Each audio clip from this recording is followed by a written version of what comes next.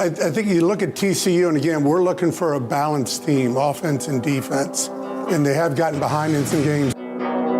Welcome to Sikkim 365 Radio. Play action. Duggan, again, all kinds of time. Floats one and drops it into Johnston. He's gone. Touchdown. From the medical tent to the end zone for Quentin Johnston. Sikkim 365 Radio is presented by IdealMRI.com. High-quality MRIs for $497 or less. IdealMRI.com. Your health is important, so is your budget. Charbonnet. Still going. He is a bowling ball. Sikkim 365 Radio is also brought to you by Texas Farm Bureau Insurance, protecting Texans since 1952. And it's intercepted to open up the game. Brandon Joseph, pick six, just like that. Have you subscribed to our YouTube channel? Search 365 Sports on YouTube. Brought to you by TFNB, your bank for life. DeVito to the air, and he dumps it off for a first down to Williams, who's free at the 30. Williams outrunning defenders and heading for the end zone. Touchdown, Illinois. Now here's David Smoak, Paul Catalina, and Craig Smoak. Well, here we go. This midweek hump day, as they call it, Wednesday afternoon. It's November the 2nd, and my goodness, do we have some juicy stuff today, including a little bit later on, Kansas basketball and what they did to themselves. We'll get into that as well today. But also, the college football playoff standings were released, and Garrett Ross put up the list of the teams based on the college football standings. There's the entire top 25. You can look around to all the other names and all that. That's fine. But the ones at least that matter is kind of who's hovering. The top four: Tennessee, Ohio State, Georgia, Clemson, Michigan, Alabama. And, of course, there's a lot of debate about TCU. Then Oregon, USC, LSU. Those are the top 10. Paul Catalina, Craig Smoak, I'll have my opinions. The chat room's already going at it. And so is the text line, and go. We're going to have Boo Corrigan's audio in a minute from the two questions asked him about TCU and Alabama last night, but I'll just break it down. I've thought about it every which way but loose, and I don't think this committee has the fundamental understanding of doing this thing without Alabama. Look, Alabama's a one-loss team. They might find their way into it, but this whole thing, he says, well, we don't look at conferences, we look at teams. Really? Then how come most of the top six is two leagues? Why? Because you're looking at conferences. Now, you may fool yourself into believing that you're not, and the group thinking that room may fool yourself into believing that you're not, but, you know, to use the logic, and then when you reapply it to everybody else in that list to keep TCU below Alabama is just silly. It's just silly to say TCU was behind in some games. Well, Alabama finished behind in one. That's called a loss, jackass. I mean, come on. You've got to be better than that. And the other thing that you need to do is stop just pretending like you don't have biases. And we all know that you do, but just say, we think Alabama's better. That's it. One person, Craig, and I'll go to you on this, one said, listen, let's just look this is what the committee's seeing. Yeah, TCU's got all of what you want. They're unbeaten. They've got some quality wins against teams that were or are ranked. But listen, what will happen if Alabama played TCU? They'll just go ahead and give you who's going to win the game, which if we did that, then some of the teams in this discussion, at least in the top 25, would never be ranked because they weren't supposed to win some of the games. I am not going to get upset about this because we've been through the worst of the worst of 2014. As Daniel Acton said, first time ever TCU and Baylor fans agree on probably something, with TCU at number 7 and perhaps not higher. I mean, I'm not going to get all bent out of shape about it because this is what they do every year. I mean, we're not really going to sit here and act surprised by their biases, are we? I mean, literally, you could sit there and have this conversation every single year the playoffs been around. They don't watch the games. I was very clear about that yesterday. It's clear when they start talking about TCU's not a complete team, and then they start talking about the complete opposite out the other side of their mouth when it comes to others. Everything is geared towards 2 leagues, with the exception of like a Clemson and an Oregon and perhaps a USC, but then that'll be solved soon, right? So, I think that they're just showing you their full cards and kind of what the beliefs are in terms of what the people in charge of college football think and what it's going to look like forever and moving forward. And all those people talking about an expanded playoff being basically, like 8 SEC teams or 6 Big Ten teams and 6 SEC teams, and then, couple of, you'd have to have 5 and 5 or whatever and have a couple of others. Yeah, they're absolutely going to try to do that. They don't care, man. They don't care about the college football fan who wants to see maybe more than a couple of leagues. And then, the people in those leagues don't at all try to pretend like they even care about the average fan of a TCU. They claim to be college football fans, but then when it boils down to it, they would just care about their league, and they will tell you, oh, well, the SEC is the best. They deserve this. The Big Ten is the best. They deserve this. I don't really think that they deserve anything. I don't think Clemson deserves to be above TCU, and they're not a part of those 2 leagues. So they're an outlier, but yet they get the benefit of the doubt every time for some reason. I don't know if it's just what maybe because they've won a couple of national titles. I guess it's that. I mean, yeah, and that's the respect that you get, and so that's understandable to a certain extent. But it's just the same song and dance every year. So I saw this come out. I saw people start ripping their hair out over this, and I just chuckled to myself because of course this is what they did. They just threw up another buffoon on TV who repeats everything like a parrot. That this committee who pretends that they watched a lot of games but clearly don't. Said they do. I said yesterday, they read printouts. They read a bunch of stats, and you're not good here. Well, we're going to penalize you. Unless you're, a part of two leagues, and then you are able to overcome strength of schedule. You're able to overcome game control. You're able to overcome a loss. Whereas in other leagues, oh, well, you don't look like a complete team.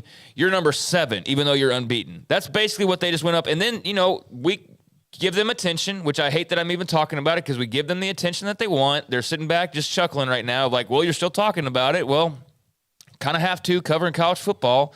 So they get what they want out of it. They get a bunch of reaction. They get their stupid little TV ratings, and they go back to not really watching most of the games except for, a few teams, and they'll sit back and just hope that they don't have to worry about TCU and that TCU takes a loss. But I saw this reasoning of, well, it's not going to matter. They're going to lose anyways. Maybe not. You guarantee they're going to lose to Texas. You guarantee they're going to lose to Baylor. You guarantee they're going to lose a game in this last month. They very well could. They've been playing with fire, but that's not a guarantee. And so, I think they're just sitting there fingers crossed hoping that it's not anything that they have to worry about. So why show them respect? We're not going to have to show them respect by the end, and we'll only show them respect when we're forced to. Yeah. But we're not going to get to that point. So who cares about TCU? Who cares about anybody who hasn't won a national title in the last 25 years or in the last 50 years? They're not a part of our little club anyways. And that's how it always kind of has been to me. That's just what was reinforced last night. And I'm not expecting much out of this committee because I don't really think that they watch much college football. Well, and some of these teams, we can sit there and say what we want. They have also won national titles recently. Now, there's some that get the benefit of the doubt because of the conference or who they are. And I get that. Again, I'm not going to argue because that's just beating your head against the wall. But if, in fact, well, they're going to lose eventually, then TCU wouldn't even be in this discussion in the first place. They were picked very down the bottom of the Big 12 preseason poll. LSU, were they ranked really high because of Brian Kelly, or did they start down in the top, maybe 20, 25? Garrett, where were they? UCLA. I don't even know if they were ranked. UCLA. Were they in this discussion at the start? No. Kansas State? No. Illinois? Hell no. North Carolina? No. Tulane? Absolutely not. So, yeah, Oregon State. So some of these teams have, despite whatever the perception is, have put themselves in position. I'm not even using some of those names as the college football playoff because we know that's not going to happen. But my God, that's why I love the men's basketball tournament, because we get a champion. Everybody plays eventually until you get two teams that play for it all, and it doesn't start with four teams that the College Football Committee or they'll Bill Hancock and them want.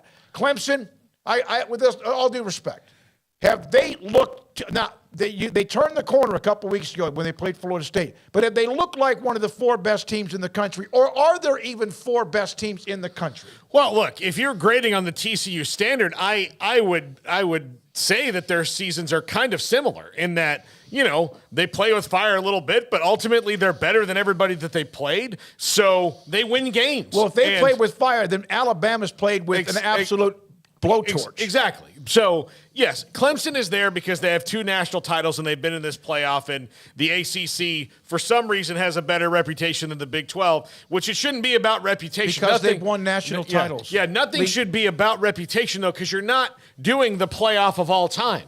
You're also not doing, and I think part of this happens because, yeah, look, if I sat and watched Alabama's guys run in jump versus TCU guys run and jump and lift weights, then maybe I'm going to see some better athletes on Alabama because of recruiting. But this is not the NFL Combine they're doing. They're not doing everybody's going to run the 100-yard dash and do 225 on the bench press. This is about earning it, and TCU has more. Who among the teams behind Clemson have a bigger gripe, Michigan or TCU? I think both of them do. I think that if the metric is whatever this game control thing is, then Michigan has a gripe too. Their non-conference schedule's been used against Baylor in the past. Yeah. Back 7-8 years ago. Michigan right now, that's one of the things that was brought up. All right, here's Boo Corrigan, who is from NC State. He's the guy that, unfortunately, is the one that's going to take most of the bullets when Reese Davis, in the interview after the rankings were released, discussed the Horned Frogs in TCU. TCU, they've had some deficits, but they've come back to win. They, too, have an explosive offense like Ohio State and Tennessee. Alabama's had myriad struggles and a loss. Why is Alabama ranked ahead of TCU? Well, I think you look at TCU, and again, we're looking for a balanced team, offense and defense. And they have gotten behind in some games. They've been able to come back and win those games. But when you look at Alabama in the wins against Mississippi State, at Arkansas, at Texas, and obviously a 3-point loss at Tennessee, as a committee, we decided to go Alabama 6 and TCU 7. You see TCU's schedule right there. And in the Big 12 this year, it seems that every game has been highly competitive. As I glance down the committee rankings, see TCU at 7, and then Kansas State at 13, Oklahoma State at 18, and then Texas also making it. One of the questions that people were wondering about is how the committee regarded the balance in the Big 12, that it's not as top-heavy as some of the other conferences. It's as if every game is a difficult one. How was the Big 12 evaluated in these discussions? Again, you know this from previous years here, Reese. We really don't look at conferences. We're looking at individual teams. A Kansas State win last week over Oklahoma State was really quite a win by them. But again, at the end of the day, we're just trying to pick the best teams that we can and make sure that we slot them the right way. All right, enough from Boo Corrigan. Let's discuss the comment. We're looking for a balanced team, offense and defense. They've gotten behind in games. Alabama, as Paul, you mentioned, trailed Texas most of the time at Austin, had to come from behind to win that game. They trailed Tennessee a lot in that game and lost. That's an L-O-S-T. And then also, my goodness, there's been other games. A&M, where they had A&M on the doorstep, and somehow A&M didn't get it in because of a last play on a pass that had no chance. Balanced team? Is Alabama a balanced team? Listen, I love what Nick Saban's done. I really appreciate everything they've done. I'm blown away by it. But when they mentioned Ohio State earlier, Boo Corrigan, he mentioned how explosive their offense was. Why didn't he mention the fact they have like a top 10 defense? But he said those were the words he wanted. They're explosive. What the hell is TCU? Talk about explosive. And then you want to Alabama has not fallen, but they've fallen behind 3 or 4 different times and lost a game. And would TCU beat Alabama straight up or Tennessee straight up? We don't know. That's why you have the playoffs, so we might one day be able to know if, in fact, that would happen. But it's crap out of his mouth. Yeah, it just doesn't make any sense because you've got to apply the same logic everywhere if that's what you're going to do, and that's not what they're doing. They're applying different logic to different things so they can justify what they came up with. And I get that Alabama is probably, if you played the game against TCU 10 times, they'd win the majority of those 10 times. They probably would. But the point is that everyone should have the same benefits and penalties as they navigate through their schedule and not get into these minutia. And you could say, look, we think Alabama's a really talented team, but they have a loss, so we've ranked them at 7th or 8th because right now that loss, knocks them back a bit. If they go through their season and win out, then, they can reasonably find their way back into this 4. One of the comments, again, this is another one from Boo Corrigan. We felt like the defense struggled to keep points off the board at times on TCU. Alabama gave up 52. 52 freaking points. That, of course, was something. And again, we could do this every week and we'll lose our minds, as Craig mentioned. You knew it was coming, and here it is. But you almost laugh because, oh, come on. Do you think we're that stupid? Yes, you're sitting here yelling about it for 20 minutes. Of course, it's working. We're a college football show. Right, I'm going to get into it. Right, yeah. but you just asked the question, do you think we're that stupid? We're ranting about it. Yeah, so clearly we are. So do we ignore it? No, I'm not saying that, but yeah, it's obvious that they think we're that stupid. But freaking chair of the CFP sat in front of you and I at the summer. Yep. Straight up said, we don't care. People are going to watch anyways. So, yes, they think we're that stupid. Are you going to ask, does the government think we're that stupid? Yes, they think we're that stupid. Of course they do. That's why they do it, and there's no ramifications. People are still going to watch college football. They have their biggest fan bases. They're going to weed out some, but they don't care if they weed out anybody because those are the small fan bases they don't care about.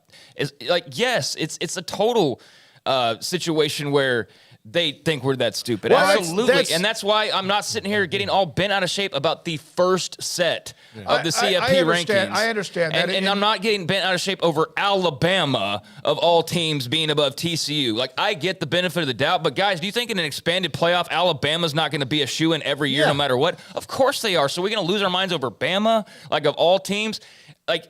Everybody's got an argument on here. Clemson, whether you think they're unbeaten, good enough, better than TCU, that's all up to interpretation. Alabama, that's all up to interpretation. I'm not going to sit here and say, well, TCU's clearly better than Clemson, and especially not when you got 4 more games left to play, potentially 5. And could lose 2 or 3 of them. So, who cares? Because by next week, here's the thing. Let me finish. By next week, good you're talking it could be about it. Good. Right, because I'm getting a chance to. So by next week, it could be a moot point and just be all for naught. So let's let it play out. We're reacting intensely, exactly like the intent of the show wants you to. And I'm not saying you don't sit back and just, they're going to do what they want. But they are going to kind of do what they want anyways. Did chirping about Baylor and TCU in 2014, nearly 10 years ago, change anything? No, it almost pissed them off. Yeah. Did Jeff Long absolutely sucking at his job change anything 2 guys later? No. Boo's up there just lying his tail off. Dude, you are a liar. You are not watching the games. It's clear by the word salad coming out of your mouth. You're a parrot repeating the points of the committee who set this up exactly the way that they wanted it to. You don't think it's any coincidence that Bama's where they are, and then here's Texas in the back end of this? Look at where teams are positioned. They've set it up to have an argument for why so-and-so is where they are. They position these teams on the back end to reinforce the front end. It's a great point. We know that. And so to see that all set up the way that it is not surprising. So will Texas be on the back end if TCU was even more in the conversation? If they beat Texas, will Texas be ranked 24, 25? Well, I think we got to get past the if first. Yeah. But no, I think, and Craig, the reason I know this is all going to change. What if this was the last one, though? Would we still have the same argument? But it's not. Yeah. But the reason I get mad is because it's the same reason. I don't approve of lobbyists. I don't approve of you treating me like I'm stupid, and so that's why I'm worked up because I'm like, when can we all collectively say we're not this dumb? Stop treating us like we're this dumb. Well, but then, again, like you said, we kind of fell into their trap of talking about it, which is what they want. But Dustin Lear, don't you think you would have at least more respect if the committee just said, listen, we know Alabama lost by 3 to the best team in the country, and it was on the road. Just say that. That'd be fine as well. So here's history. Guys, they have set the best teams that they reinforced that line about. It's not about the record and about the conference and about the whatever. It's about the best teams. We know that's BS. What is the definition? The best teams in their eyes. Who do they typically think the best teams are?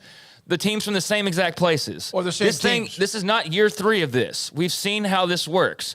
And we know, and I saw the tweet, I already had this in mind, but I think it might have been Joe Clyde who had the same thing. If we all know if TCU was named Oklahoma or Texas, they would be in a different spot. We all know that. And we've known that, how every single time there's any Big 12 team that's even somewhat involved, if they're not named Oklahoma and Texas, they basically have to break their back and go unbeaten to have any chance whatsoever. And that's the way that it is. It's a rigged game in so many ways. The only way to beat that game is, like we constantly say when it comes to all these other topics, as far as TV deals or whatever, you just have to go and win. That's all you can do, is you just have to go and win. And pretty soon that's going to be even more difficult, because the teams that already have every favor known to man are going to have even more favor with even bigger deals and even more of a separation. And that's just the way the game's set up. Whether you like it or not, that's the way that it is. And they're going to appease everybody just enough, kind of like with this 12-team playoff, to say, no, everybody gets a chance, see? But it's absolutely going to be 5 Big Ten teams and 5 SEC teams. And then the little Big 12 and the little ACC champ will get their little pat on the head, or the G5 team will get their pat on the head and get a little invite. But nobody's expecting them to make much noise at all. All right. And if we're here in 5 weeks and TCU is unbeaten and they're still somehow like 5 or 6, then I'll go crazy with y'all. But this is week number 1. We know that Boo's not watching anything, and Boo's just a parrot. And it's very clear they're going to fall behind it's the eye test. It's the best teams that we think are the best teams. And that's ultimately what the decision is. It's not if you go out and beat this team, unless you're a certain team that needs to beat that team. But if you're TCU, all you can do to play party crasher is just go beat everybody on your schedule and absolutely force them into having to recognize you. Outside of that, you slip up one time, you're done, buddy. You're completely out of this thing. And that doesn't go for everybody, but it goes for a Big 12 team for sure. All right, well, here's why it does matter, even though it's the first week. Pat Forty, SI.com. Ross Dellinger wrote a story about yesterday in the release of the rankings. Here's why, based on trends, it does matter what happened and what was released last night. There has never been a year in which the committee's first top 4 teams miss the college football playoffs. Not all 4, but never been a year in which the committee's first top 4 teams missed the playoffs. That means somebody that was on last night, based on trends and odds and whatever else, and I can understand that, will make the college football playoff. That's number 1. Number 2, the national champion in 7 of the 8 years was on the list of one of the top 4 teams ranked when they first came out each year. Number 3, more than half of the 32 college football participants, 19 teams have been a part of the 8 years, were in the top 4 of the first rankings. Now, does that mean that happens this year? No, but those are stats, those are facts, those are trends, that's evidence, data from the first year since 2014. Well, I would sure hope they can at least nail a couple of the teams 8 weeks into the season that are going to make it a month later. Like, if they couldn't at least do that, then this would really be a crock of you-know-what. So I don't think that that's difficult when your first rankings are probably including, I don't know the number of times over the last few years, but Georgia, Clemson, Alabama, Ohio State. Some combination of 2 of those is probably in every single one of these first rankings over the last 10 years. So, wow, that was hard to peg a couple of those teams to be in it at the end. I mean, come on. That's not where the difficulty is. And plus, okay, great. Guess who plays this weekend? 1 and 3. So, that's going to happen as well. There's going to be some separation. I think that they definitely, I think I just said a few minutes ago, they position the chess pieces. We see it. You see it in the back end of these rankings. You see it with how certain teams, not necessarily those top 5 or so, but like how 15 through 25 or some. How is Ole Miss number 11? Like, I mean, when you really boil it down, there's a case to be made, but there's also a great case to be made that they're not number 11 and that they're sitting there because the committee has no idea what to do but to use them as protection for their other teams. So it's a very clear game to see through. It's really not that complicated once you realize the gist of it. And then once you do, it's really depressing in some ways. But the only way to counteract that is to root for the damn Frogs to go there and beat everybody remaining on their schedule, or to root for somebody else. I can't even think of who that would possibly be. Like, I guess LSU to beat Alabama, or you gotta hope for a little bit of chaos. But even then, we know how that works, where that would just mean that Bama drops a spot and LSU moves up 5, and again, that goes back to just how all the chess pieces are kind of set up. So I'm not, all flummoxed by it. Check back with me in a couple of weeks, and I know we'll talk about it next week too, but I'm just not surprised, guys. Like, I'm just not at all surprised, because this is basically how they've always operated. Wet blanket. Lowest ranked teams at this point of the season in college football history to make the playoffs. Oklahoma once was number 15 in 2015. Ohio State back in 2014, they were deep in the polls. I believe they were number 9. Well, there's 15 combined national titles. Oklahoma in 2019 started the first one released in 19, number 7. Last year, Michigan, first run rankings released, number 7. Oklahoma 2018, number 7. We just brought up 3 of the richest, tradition-rich schools in the history of ever, with a handful of others outside of it that were the ones with the exceptions of the first 4 that were released. Yeah. Oklahoma, wow. How fortunate for them to get the benefit of the doubt. Wow. Ohio State, Michigan, it's weird. I didn't hear TCU in there. I didn't hear, who else would even be involved in some of these conversations? Like Wake or something. I don't know who exactly would even be a candidate. And then, you know what? That's a credit to those teams. Like, that's why they are those teams. They win all the time. Oklahoma, up until this year, is maybe going to lose a game or 2 every year. And that might come in the college football playoff. So, we can't say that some of these teams aren't deserving of it, but when we hear them say, the problem comes in is not that an Oklahoma is not deserving. It's just that if you took another team in the conference, not named them or Texas, that team would never in a million years get the same benefit of the doubt that those 2 would. And we all know that, and to argue otherwise is complete BS, and it's BS. And that goes across the board for certain brands. And that's just not going to change. It hasn't in nearly 10 years of this thing, and it's not going to start now. So, I don't know. I'll sit here and really root for TCU, but the part of me, that would like to see, there is part of me that would like to see them, go run the freaking table and watch the committee have to find a way to try and excuse why they should not be in that thing, because they'd rather have Clemson in that thing, or a third SEC team, if at all possible, in that thing, or whatever, Michigan and Ohio State. I mean, the game is clear, y'all. It's not that complicated. From Razor Sharp, Young Smoke remembers last year's book cook. Same recipe served for consumer consumption. Paul, do you have anything else to put a bow on this? I'll just say that this is our discussion today. It's precisely why they shouldn't do it until the end. They shouldn't do it until the end, because, like you said, what the stat you just gave from Pat 40, right? Yep. The stat you just gave from Pat 40 leads you to believe that not much changes. Yeah. Now, granted, if you are almost like they set the chessboard up already. So, look, they can set the chessboard up in secret, but at least if you wait to the end of the season, when there are losses and there are things in their conference championships and all of that, everything has been proven on the field that can be proven on the field, and not, well, so far they didn't control this game. I don't need to hear that stuff. Just tell me at the end, when you try to find a way to justify your way out of it, but at least then there's games on the field that will have happened, and you have conference champions and all that, because all this other stuff is bull crap, and it's elitist nonsense that we're getting worked up over. I think that's the thing I'm mad about. Is like, why are we doing this over and over and over again, and why do you keep treating us like idiots, and why do we keep falling for the bait? Because we'll sit here and argue about it. I can understand realignment. I can understand the TV contracts for conferences. I can understand those being judged by how many viewers a team might have. That's obvious. We get it.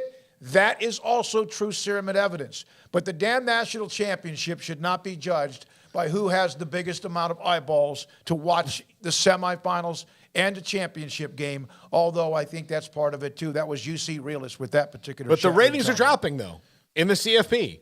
Not precipitously enough, but they are dropping. So I think the problem is that the brands that are going to be in those 2 leagues totally swallow the remainder of the country. And so, if they lose a TCU's 2 million, 3 million viewers on occasion, that doesn't matter. Ohio State's bringing in 6 against, a Pee-wee team. So, Illinois is bringing in no matter what, just huge fan bases. I want y'all to really, can you pull one of those clips back up? Can you pull up Boo talking about TCU? I want y'all to really listen to what he says as far as his justification and why this is all BS to begin with. Listen to if he really even answers the question at all or if it's just complete word salad. Garrett?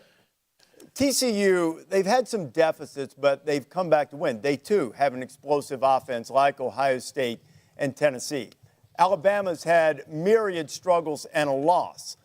Why is Alabama ranked ahead of TCU? Well, I think you look at TCU, and again, we're looking for a balanced team, offense and defense. And they have gotten behind in some games. They've been able to come back and win those games.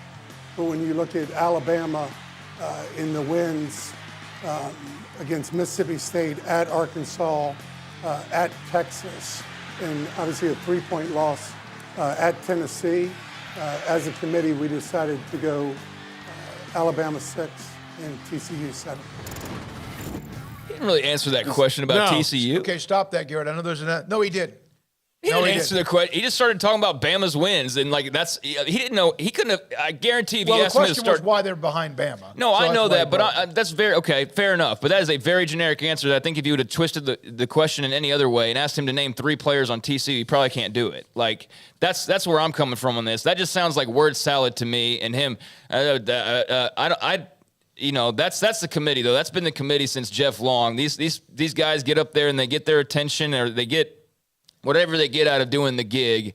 And, props to Barta for doing it previously, and now Boo's doing it. You had Jeff Long before he was, basically disgraced, I guess. And Kirby Hocutt one year? Kirby Hocutt did it. And, I think that part of it, I think the whole trotting out and trying to explain it on, November 1st is really silly. But that's the television aspect of it. That's the presentation that, they're going for. It's not really about making so much sense as it is just, being a TV show. Yeah, the part about they've gotten behind him some games. No kidding. What if it was 3-0 when they were down 3-0 to Colorado? Does that count too? Yeah, okay. I asked you on the chat room, do you want us just to throw up the rankings each week and not even discuss it? Or you want us to basically, I'm just curious. And a lot of you said, no, we want your opinions on this. We want you to break it down. Some said, no, just throw up the damn standings and move on. Christopher Shannon, because it's the college football playoff, it's a playoff. That's the problem. We need postseason. That's a national West Coast, da-da-da-da. Without polls, you may not have a show. On down days, Dan Patrick, Rami still have to do their BS. So I think we should discuss it, but we will.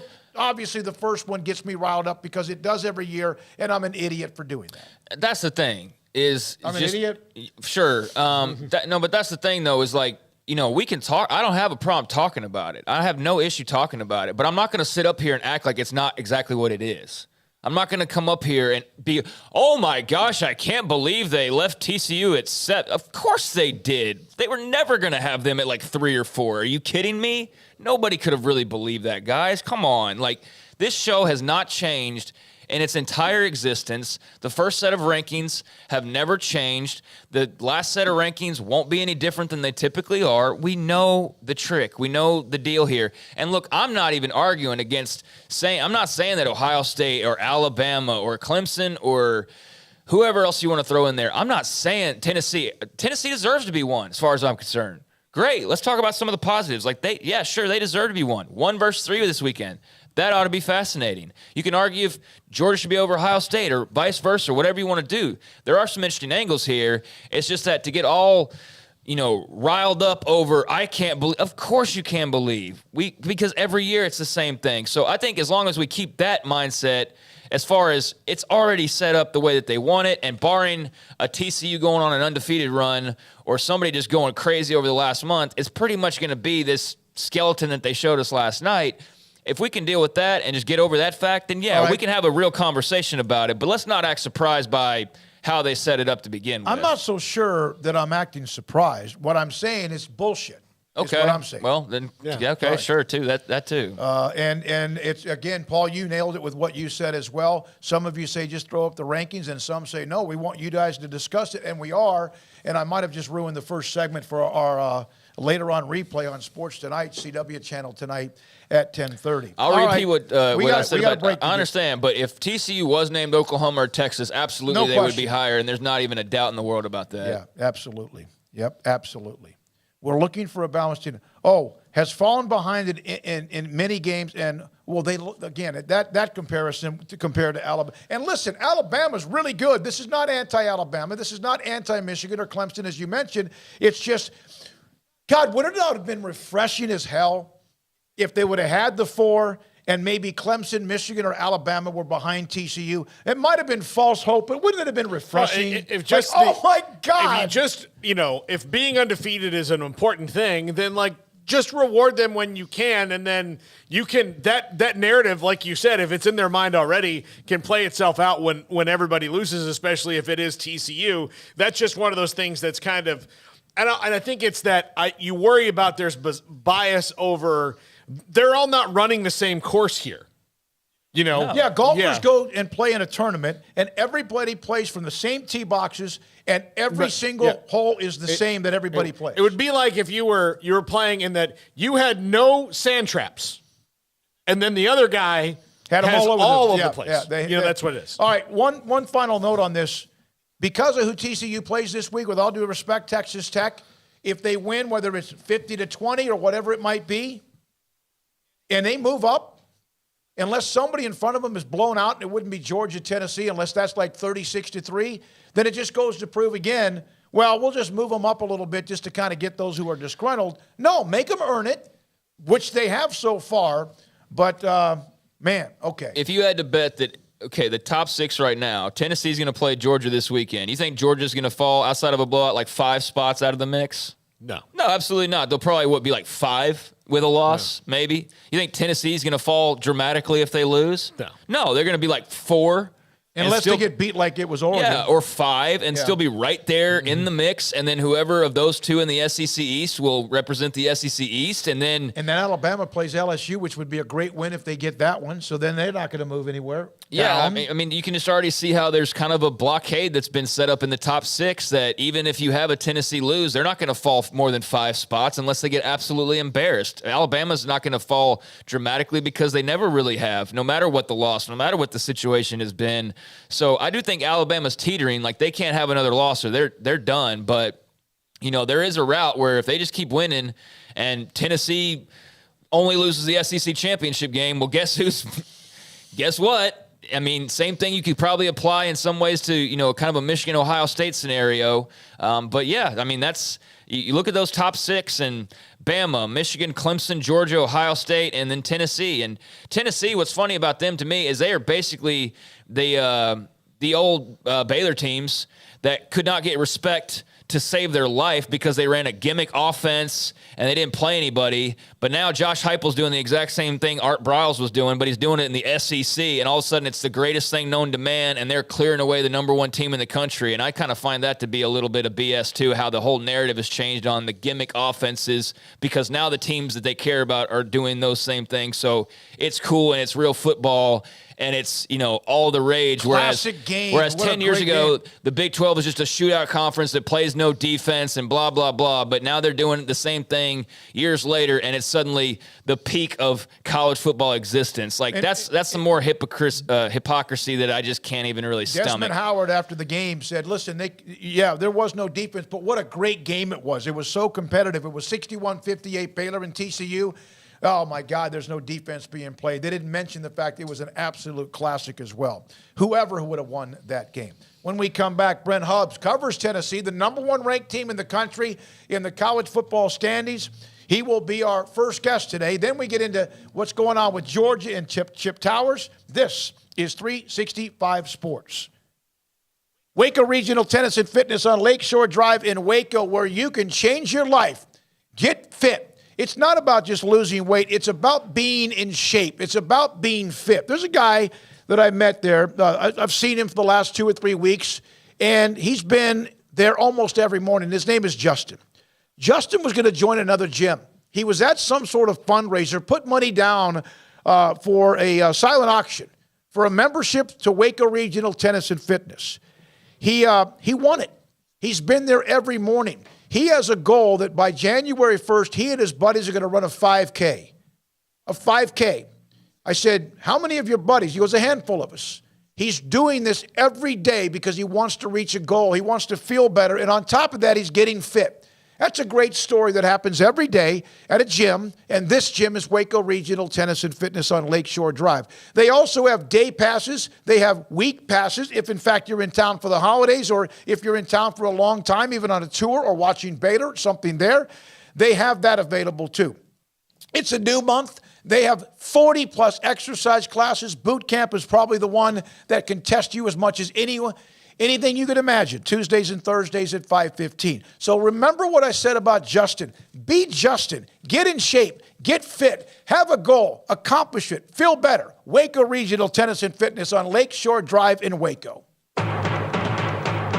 During Jeep Adventure Days, Allen Samuels in Waco is celebrating with an incredible lineup of 2022 models like the Grand Cherokee L, Renegade, Wrangler, and the Wrangler 4xe. These vehicles bring power to plow through any obstacles or the smooth, peaceful ride you'd expect from a Jeep. Jeep SUVs are also known for their design and technology. The Grand Cherokee L even brings you extended seating with a third row. Come see what Allen Samuels can offer you and your family and find the Jeep SUV that fits your lifestyle.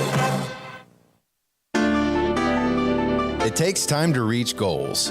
It's a truth that applies to more than sports. It goes for your financial goals as well. You work hard for your money, and you deserve an investment strategy that lines up with your game plan. And Chuck Verno, your Edward Jones financial advisor, can help. If financial investments aren't putting forth the effort you desire, stop by today for a financial review. Chuck Verno, 720 North 64th Street in Waco, 254-732-1161. Edward Jones, member SIPC.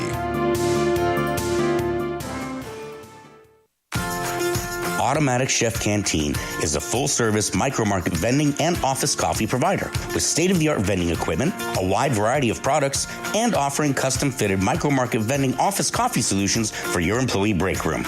You want a full break room solution and a workplace oasis? Well, Automatic Chef Canteen, locally owned and operated for over 50 years in Central Texas, also includes in-house mechanics on call 24/7 for fast, reliable service and maintenance. Automatic Chef Canteen, 6900 Imperial Drive in Waco, or online at automaticchefcanteen.com. Pizza, burgers, and Bears football. There's no place around Waco that serves them all other than Bubba's 33. Come show your green and gold and enjoy some of Waco's best food and beverages while watching your favorite team, the Bears. When real Bears fans get hungry, Bubba's 33 is the #1 spot for ice-cold drinks, hand-stretched, stone-baked pizzas, and bacon-infused burgers. Join us for indoor or patio dining. Bubba's 33, Waco's restaurant and proud supporter of Baylor Bears football. Sick 'em, Bears. It's football and tailgate season. If you want product for the grill or smoker, charcoal, seasonings, marinades, sauces, Waco Custom Marketplace is your home to help prep, cook, and enjoy your food. Tailgate must like brisket, tri-tip, fresh-made burgers, sausage, chicken wings, and if you want steaks, call in your order and pick them up. Bacon wrap fillets or any kind of ribeyes. USDA Select Choice and Prime that melt in your mouth. House-made sausage and jerky. Also, Waco Custom Marketplace, a one-stop shop for tailgating, barbecue cook-offs, and family get-togethers, fundraisers with fair prices to you, the customer. A bakery with fresh baked bread and kolaches. There's cold beer, wine, and soft drinks. Serving Waco restaurants and families since 1940. A cut above the rest. Waco Custom Marketplace, open Monday through Saturday at 425 Lake Air Drive in Waco.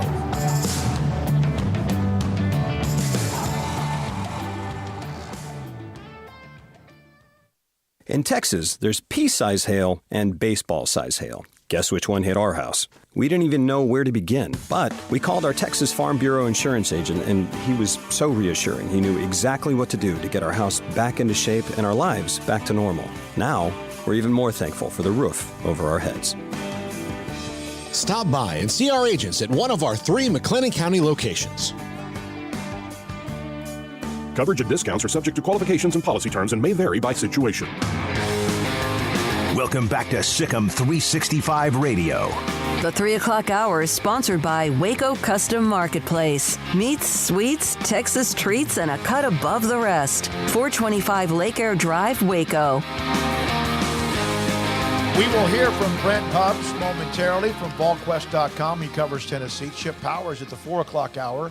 He is someone, of course, at the Atlanta Journal-Constitution who covers Georgia.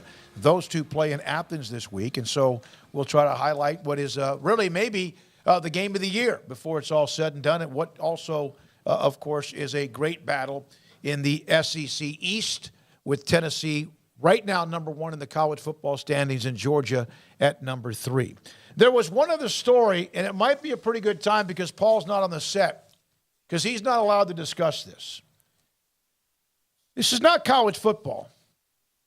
But Kansas today self-reported violations and suspended head coach Bill Self and also assistant coach Curtis Townsend for the first 4 games of the season. All right, well, that's just a tease because we'll get into that.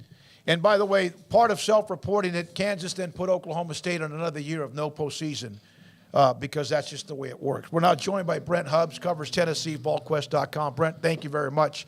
Does it matter? Tennessee number 1 in the college football standings right now as long as they're a part of the top 4? And obviously it seems like they're the ones, if anybody, that earned that ranking.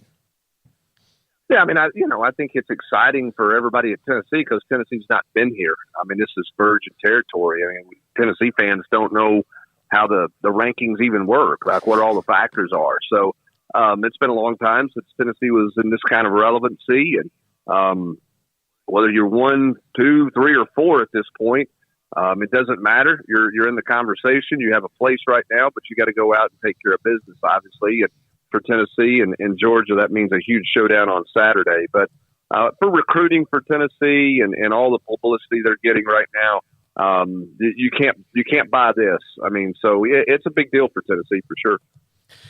Brent, this week sets up, just a heavyweight matchup, again, like you haven't seen in 3 weeks. But something that Tennessee was well out of, for the years until this one. How is the vibe now that they're officially number 1 in the CFP rankings changed how people are looking at this game even more? Well, I mean, I think it further tells everybody the significance of this game. I mean, there's been some talk from some people that Tennessee's playing with house money, and in year 2 of Josh Heupel, it is a little bit of house money, right? Because I mean, you look at what's after after Georgia for Tennessee in the regular season, 3 very winnable games. When you talk about Missouri, South Carolina, and Vanderbilt, so you're looking at this and thinking, if you lose, Tennessee goes 11-1, and that's 4 games better than anybody thought they would do in the preseason. So from that standpoint, yeah, but when you get to this point and the carrot's in front of you, the significance of it changes, right? And so that's kind of where Tennessee's at. It's like there's a little bit of it's surreal that, okay, like Saturday determines the East. Saturday determines, a large part of the landscape of the college football playoff. This is as big of a game, arguably the biggest game Tennessee's played in 25 years, 30 years maybe. I mean, you had a top 5 matchup in '96 against Florida, the 0-1 game at Florida to end the regular season, settle the SEC East.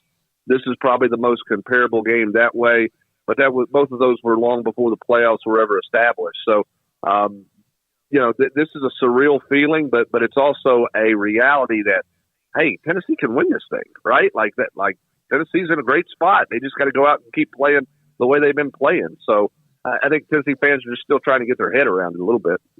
Brent, looking at Georgia, what immediately comes to mind as far as how the Vols match up with the Dogs? Well, I mean, offensively, Tennessee's moved the ball against everybody they've played against, right? A year ago, Tennessee was in the red zone 5 times against Georgia, and that generational defense, Tennessee moved the ball pretty effectively without a run game. They only ran for 55 yards a year ago in this matchup. Tennessee's success this year, when you look at where they were in the Pittsburgh game, when they averaged a little over 2 yards a carry and had 91 yards rushing, to what they've done in SEC play, which is 4.99 yards a carry, that's been the catalyst for Tennessee's offense to take off even more. everybody's like, why didn't anybody figure out an answer to them in the off season and all of those things? Well, the difference is Tennessee can run the ball and has been able to run the ball against the Floridas, LSU's, Alabama's.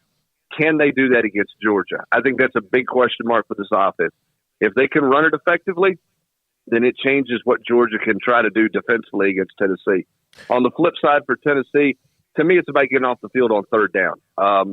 They could not do that a year ago. They struggled with that all season last year, not just the Georgia game, but Ole Miss and other games.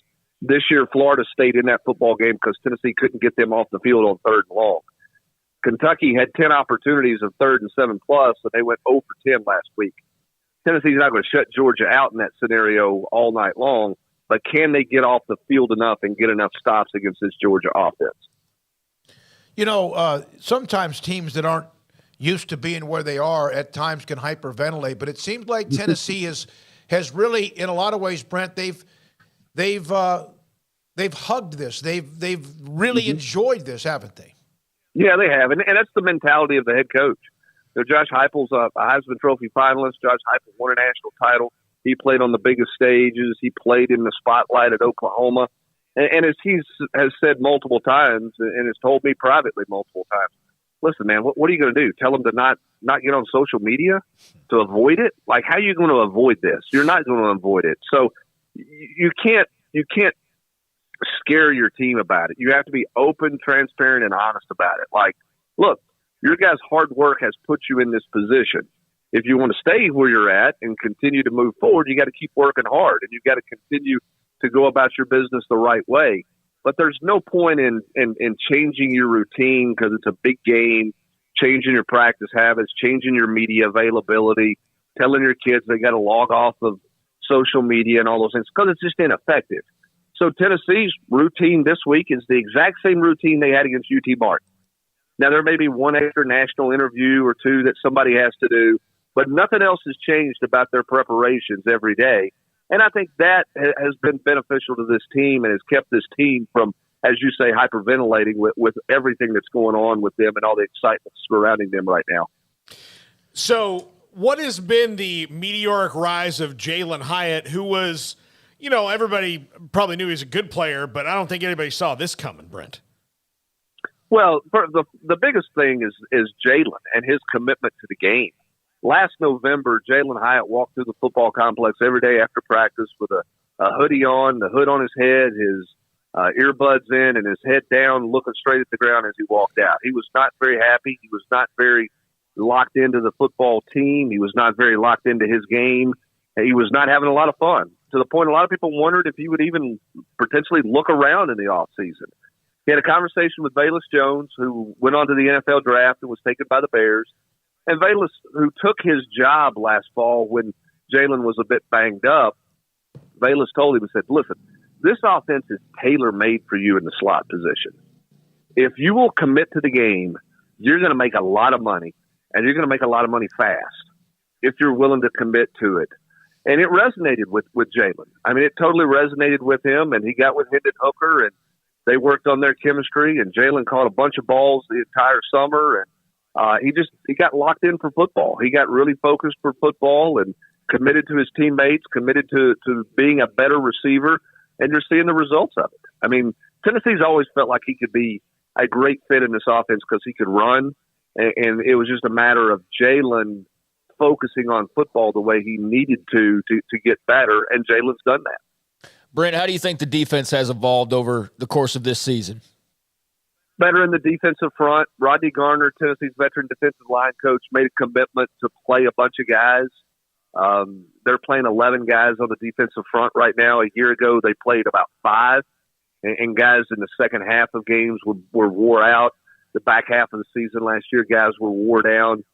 Tennessee's commitment up there to play more bodies has kept them fresh. I think it's made them better players, so it starts there. I don't know what they found in the secondary against Kentucky, if they found anything. Danico Slaughter creates 2 turnovers playing corner for the first time this season. He'd been playing safety. What do they do with him Saturday in Athens? Does he stay at corner? Does he play star? What are they in a rotation back there? I don't know. I mean, that's the biggest surprise of last week is the fact that the secondary was in a position to make the plays that they had made, because we have not seen that out of that group this year. So, is that a one-off, or are they really growing and really improving at that position? The defensive front has certainly grown and got better. They're good. They're solid against the run. That'll be tested this week with Kenny McIntosh. Then the question is, can they defend the middle of the field against the tight end? Yeah, I was impressed because Kentucky, I thought, with Tennessee and all of what's going on, maybe they slow that thing down, which I don't know if anyone could do that with Tennessee. But Kentucky was known for the team that plays really good defense, and it was Tennessee who played the really good defense. Yeah, Tennessee was super aggressive. And when Tennessee played Florida, I think Tennessee got a little too worried about Anthony Richardson's legs and the big plays, and they kind of backed off some of their blitz, some of their aggressiveness. They go to LSU, and Jaden Daniels can run the football, but Tennessee blitzed and blitzed frequently. They ran a lot more stunts and twists and games up there, and they ended up with 5 sacks in that game. Now, they got pressure on Bryce Young. They just couldn't tackle him, and I'm not sure how many people are going to tackle it. The guy was unbelievable here in Knoxville.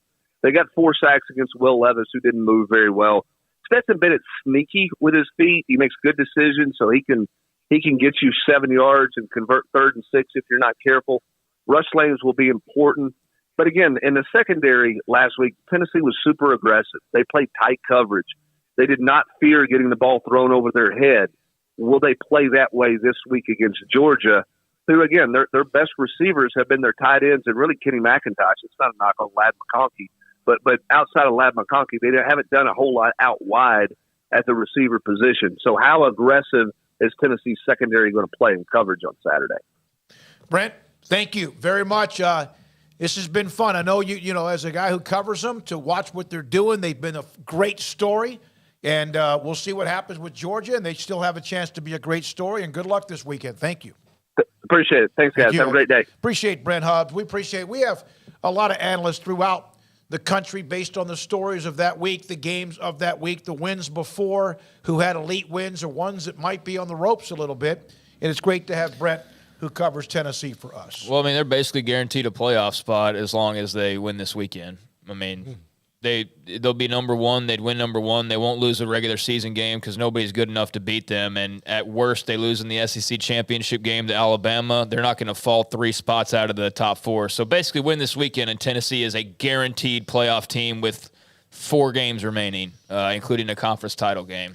Barring the unforeseen, yes. And by the way, that means they would have beaten Alabama and Georgia, teams ranked 1 and 2 most of the year, 2 teams that are in the top 6 in the college football standings, and beat the hell out of LSU, who right now is number 10, who might even go higher depending on the game with Alabama this weekend. Yeah, I mean, whatever the committee needs them to do, they'll move them wherever they need to go. Good losses do exist sometimes when they need to be good losses. But, yeah, I mean, barring the unforeseen, the unforeseen that would keep them out of that somehow or another for Tennessee would be losing like 65-0 somehow, and that's certainly not happening. So, yeah, they win this weekend. They're in the college football playoff. I would make a very strong bet on that because, regardless of the SEC title game, like you said, unforeseen events, but hard to imagine, them suddenly not being able to score and losing in, completely one-sided fashion. I could see them losing to an Alabama, but I couldn't see them losing in blowout fashion, that's for sure. All right, when we come back, we're not done in that game. Also, Georgia, the defending national champions, they opened up with that absolute just boat-raced Oregon. And they've been ticking along. They had a little scare against Missouri. We'll come back and get the opinion of Chip Towers, who covers the Bulldogs, and that is next on 365 Sports. Waco Custom Marketplace, they have some steak specials. New York strip steak, select, choice, and prime from $6.25 a pound to the prime New York strip. How delicious all of these are at $19.99 a pound. Pork steak, $1.99 a pound. Fresh chicken tenders, $1.99 a pound.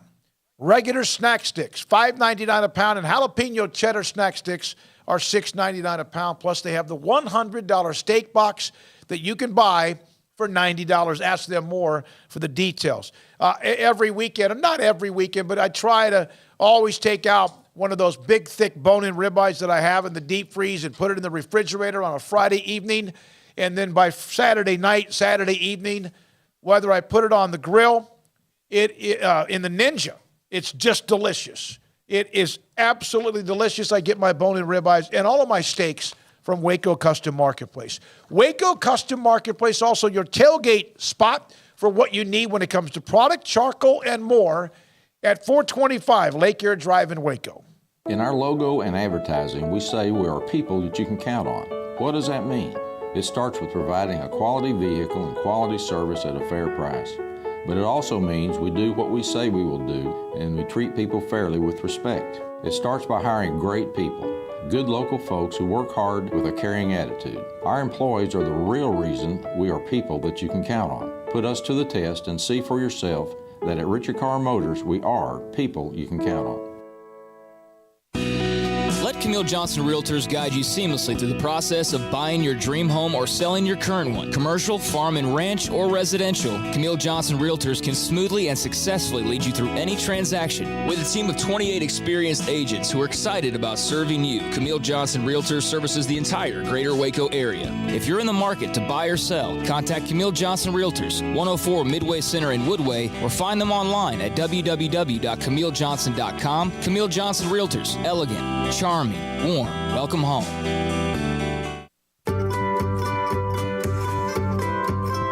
You want to know why Stonewood Dental is so successful? Listen to what happy customers have to say. It's pleasant. It's different than any other dentist office. I really feel like they care. And it's not that you're here for 2 hours waiting on someone to take care of you. It's quick and easy, and I bring my kids, and my kids love being here too. They really love the treasure box. Staff is really nice and accommodating, real friendly. You feel more like home. It's not sterile looking. Everybody has their own personalized rooms with decorations and decor, and they'll even have a blanket for you when it's cold.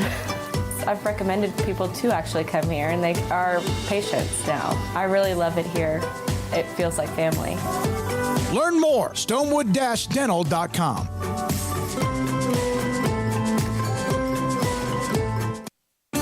There are 26 letters in the alphabet, over 600,000 words in the dictionary, and just 3 of them said together can change everything. Let's order pizza. Those 3 words lead to dough made from scratch and 3 fresh signature cheeses that blanket golden crust in a heavenly melt on Marco's Pizza that'll blow your mind. So visit marcos.com to order and stop by Marco's Pizza in Belmead, China Spring, Woodway, and in Robinson. Marco's. Pizza lovers get it. TFNB Your Bank for Life is the official local bank of Baylor Athletics. Find out why more Central Texas are making TFNB their bank for life. Sign up for our Edge checking and savings accounts to earn interest or cash back. With 5 convenient locations and an award-winning mobile app, banking has never been easier. TFNB, your bank for life. Member FDIC.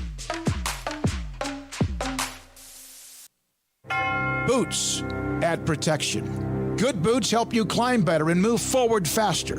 And when your son or daughter steps into the boots of a U.S. Army officer, they also learn how to lead. In these boots, they'll gain more confidence with expert training in one of more than 150 occupational specialties.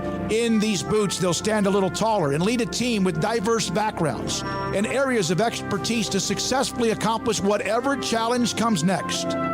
In these boots, they'll earn respect with valuable experience from day one that will give them solid footing for success into the future. Highly qualified candidates who earn a spot on our team can receive comprehensive health care coverage, college tuition assistance, and a bonus of up to $40,000. See all the things your son or daughter can achieve in our boots at GoArmy.com. U.S. Army Waco Recruiting Company, 254-598-8131 or 254-776-1543. Welcome back to Sikkim 365 Radio. 29 touchdown passes last year. This one's knocked up.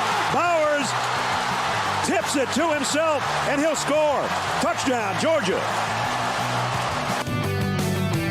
The 4 o'clock hour is sponsored by Boozer's Jewelers, the wedding ring store, specializing in custom jewelry and repair, all in-house.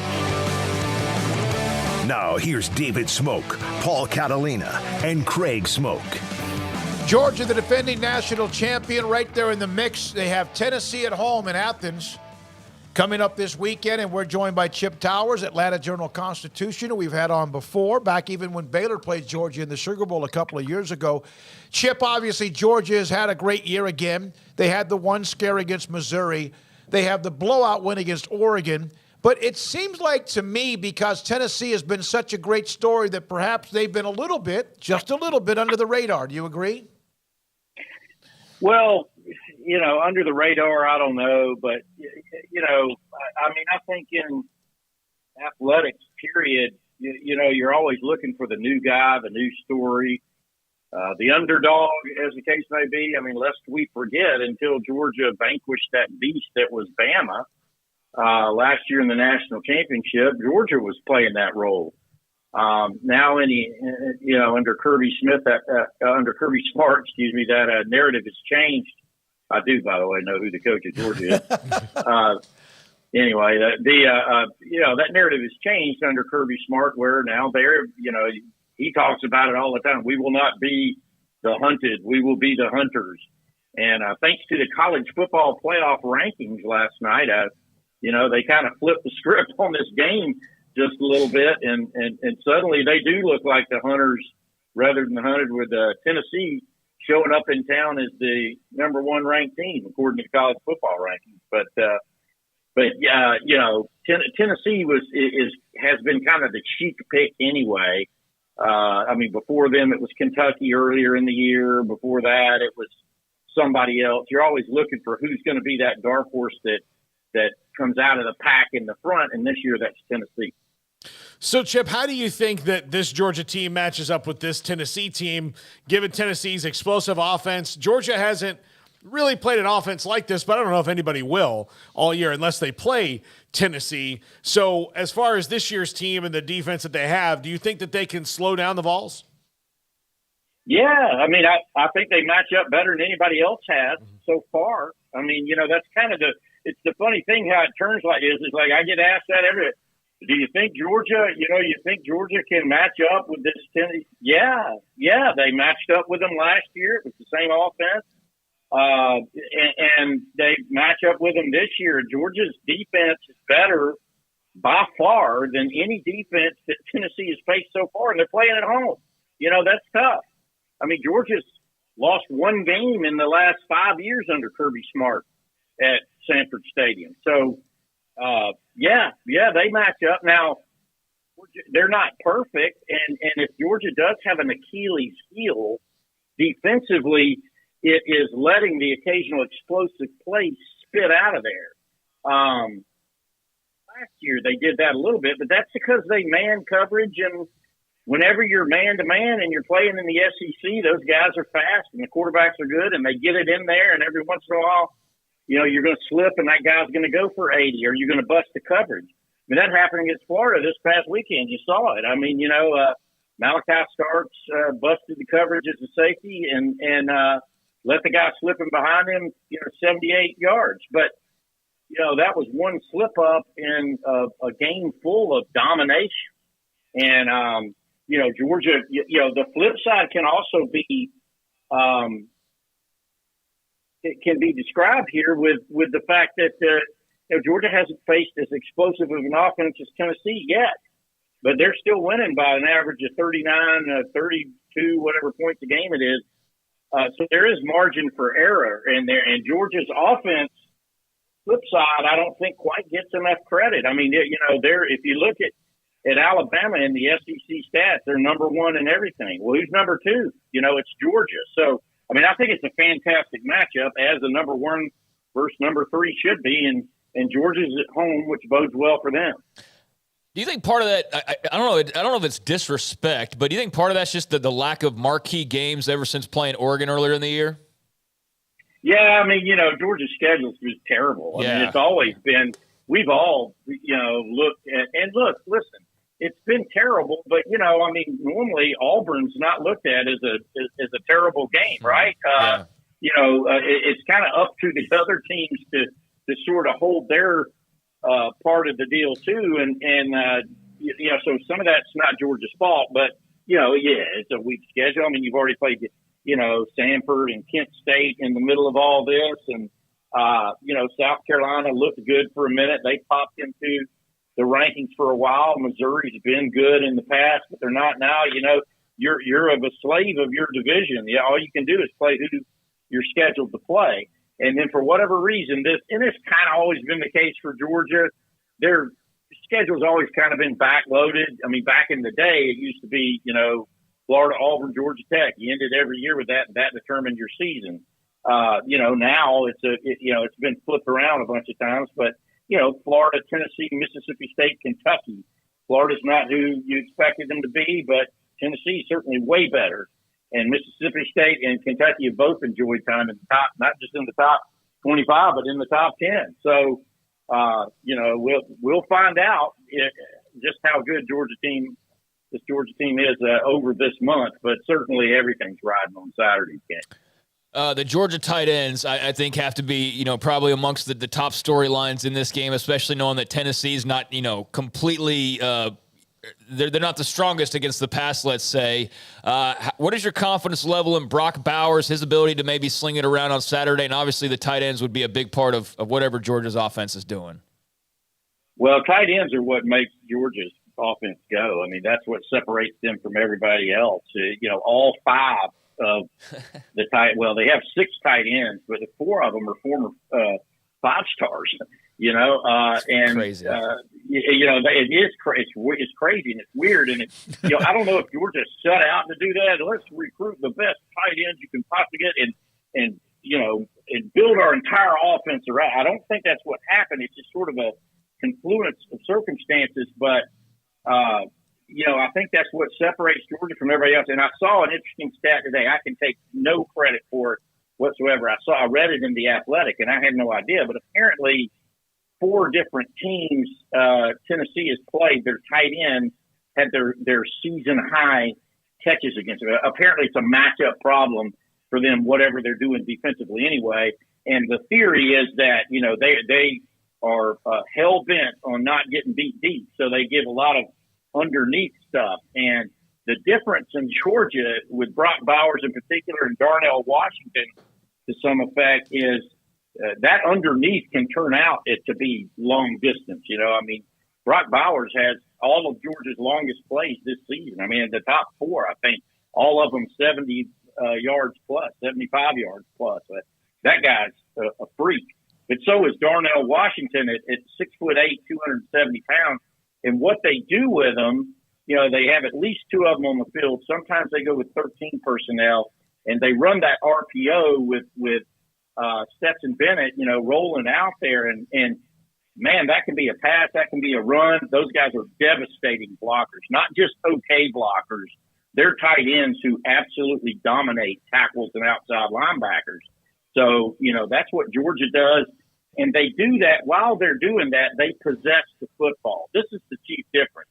Everybody downplays time of possession nowadays, but what Georgia does, they don't have a bunch of explosive plays, but they eke out long drives. They lead the SEC by a mile in time of possession. Kirby said that they're not seeking to do that, but that's just how Georgia operates. They hand the ball off. They flip it to their running backs in the backfield and wide receivers on hitches and tight ends all over in the mid-range game. That keeps the sticks moving, and conversely, it keeps the opposing offense on the sideline. You're going to want to do that with Tennessee as much as possible. You wrote about Nolan Smith. You also had a great article, of course, The Memory of Vince Dooley, which I'd like to ask you. But first, Nolan Smith and the loss and what that means to them. Well, so it's a huge – I can't downplay it because it's a big deal. The guy was starting for a reason, and he was starting over – Georgia has one of the – like we're talking about the tight ends. It's kind of stupid the level that they've recruited at outside linebacker the last 7 years. I'm not even going to run down it, but they're all 5-stars, right, or high 4-stars or whatever. Everybody wanted them, all the way down to the freshman they have now, Marvin Jones Jr., whose father – was the legendary player down at Florida State. So they have great talent there. But, there's 2 things about Nolan Smith. He's the senior, played a bunch of wars, always does the right thing. With Georgia, their offense is really not about sacks. That they're last in the league in sacks, and they like to get pressure on the quarterback, but they're not concerned with sacking the quarterback. No, they're concerned with him getting rid of the ball really fast. And Georgia opponents are averaging about a little over 3 seconds getting rid of the football. Typically, you can't get real deep when you're doing that. And Nolan Smith is a big part of those packages where whether it means being in coverage, really good at setting the edge against the run, and then occasionally going after the quarterback. He led them in sacks, but that's just with 3. Now, flipping to that, Georgia typically only plays one jack linebacker, outside linebacker, and not a lot of them and not all the time. So Georgia has some really good candidates to get in there, including 6th-year senior Robert Beal, and then, a sophomore by the name of Chaz Chambliss. Those are going to be the first 2 guys. But there's just a laundry list of, former 5-star players that are looking to get on the field. I don't expect much of them in this game because it's way too important to be doing the right thing rather than doing something great in this game in particular. Would you give us your thoughts? Obviously, Vince Dooley may have been the most gentleman of gentlemen among the coaching's history. Not that there weren't others, but just seemed to be. I never heard anything bad said about Vince Dooley. Yeah, I mean, a true Renaissance man and a colossal loss to Georgia and to college football in general. Probably the smartest man I ever knew, and it wasn't smart because he was just wickedly intelligent. He made himself smart. He studied everything, and he went to his grave as a master gardener, a historian who wrote 2 books on the Civil War. A football coach who won a national championship, an athletic director whose team's underneath him. I can't cite the number, but, 20-something national championships, I think. I mean, you're talking about, swimming and gymnastics and tennis and, and football. And, he actually recruited Kirby. He was involved in the recruitment of Kirby Smart when Ray Goff was the coach, and he, was still involved with things very intimately back then. But all the sports writers you'll see were, to this day, or until the last couple of weeks, he was a man I could always count on calling for perspective. He would always answer text, call me back, and if at all possible, weigh in on whatever the 1,000 subjects were that I was going to ask him about. And I'm going to miss that dearly. But I am glad that they got to name the field Dooley Field while he was still alive. I was among the proponents that thought it should be on the stadium because he oversaw 7 different expansions. When he got to Georgia in 1963, that was a 36,000-seat facility. On Saturday, he'll be honored in a 92,746-seat building that is second to none in all of college football, and he's the reason for that. Hey, thanks a lot. We appreciate all you bring to the table with us, Chip. Chip Towers, busy man, Atlanta Journal-Constitution on anything, everything, Georgia, Tennessee, and the late, great Vince Dooley. So Tim Brando had his thoughts on Vince on Monday and Chip Towers today. When we come back, Steve Stutzman, he played football at Baylor. I covered him in high school in East Texas. His son is a star linebacker at Oklahoma, Danny. That's next. This is 365 Sports. Save big during the Black Friday sales event going on right now at Allen Samuels Dodge Chrysler Jeep Ram Fiat in Waco, celebrating an incredible lineup. 2022 Jeep models like the Grand Cherokee L, the Renegade, the Gladiator, the Wrangler 4xe. Jeep SUVs known for their design and technology. The Grand Cherokee even brings you extended seating with a third row. If you don't know exactly what you want, well, go to the dealership, get in one of them. Drive them around until you feel comfortable with what it might be, what vehicle, in fact, you are most interested in, because they have a bunch that are right there. Also, they have big savings right now on Ram trucks, the 2022 Ram trucks. They have, of course, been awarded, honored many different times. First-class fuel, luxurious leather trim seating, and the options. Plus, they have exceptional leg room that comes with it and storage throughout. Allen Samuels, the Black Friday sales event continues at Loop 340 east of 84 in Waco.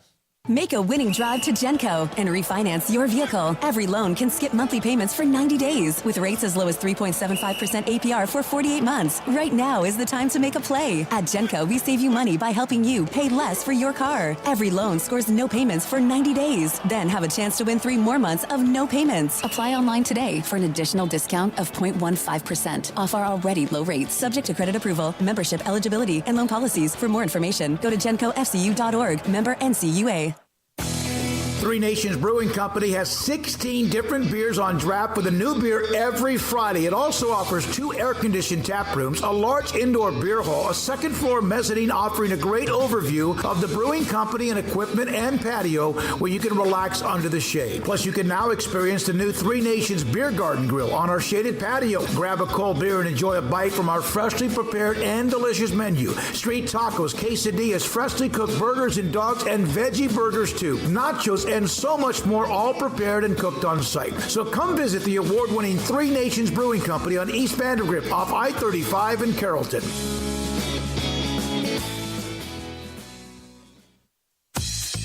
Baylor Scott and White, Southwest Sports Medicine and Orthopedics, the team physicians for Baylor Athletics, diagnosing and treating all sports-related injuries, including concussions. These specialists also provide orthopedic services for athletes and non-athletes alike, whether it's knee or shoulder pain, hand or wrist injuries, orthopedic spine care, and even an arthritis and total joint clinic. Trust the doctors Baylor Athletics trusts. Baylor Scott and White, Southwest Sports Medicine and Orthopedics wants to get you back in the game.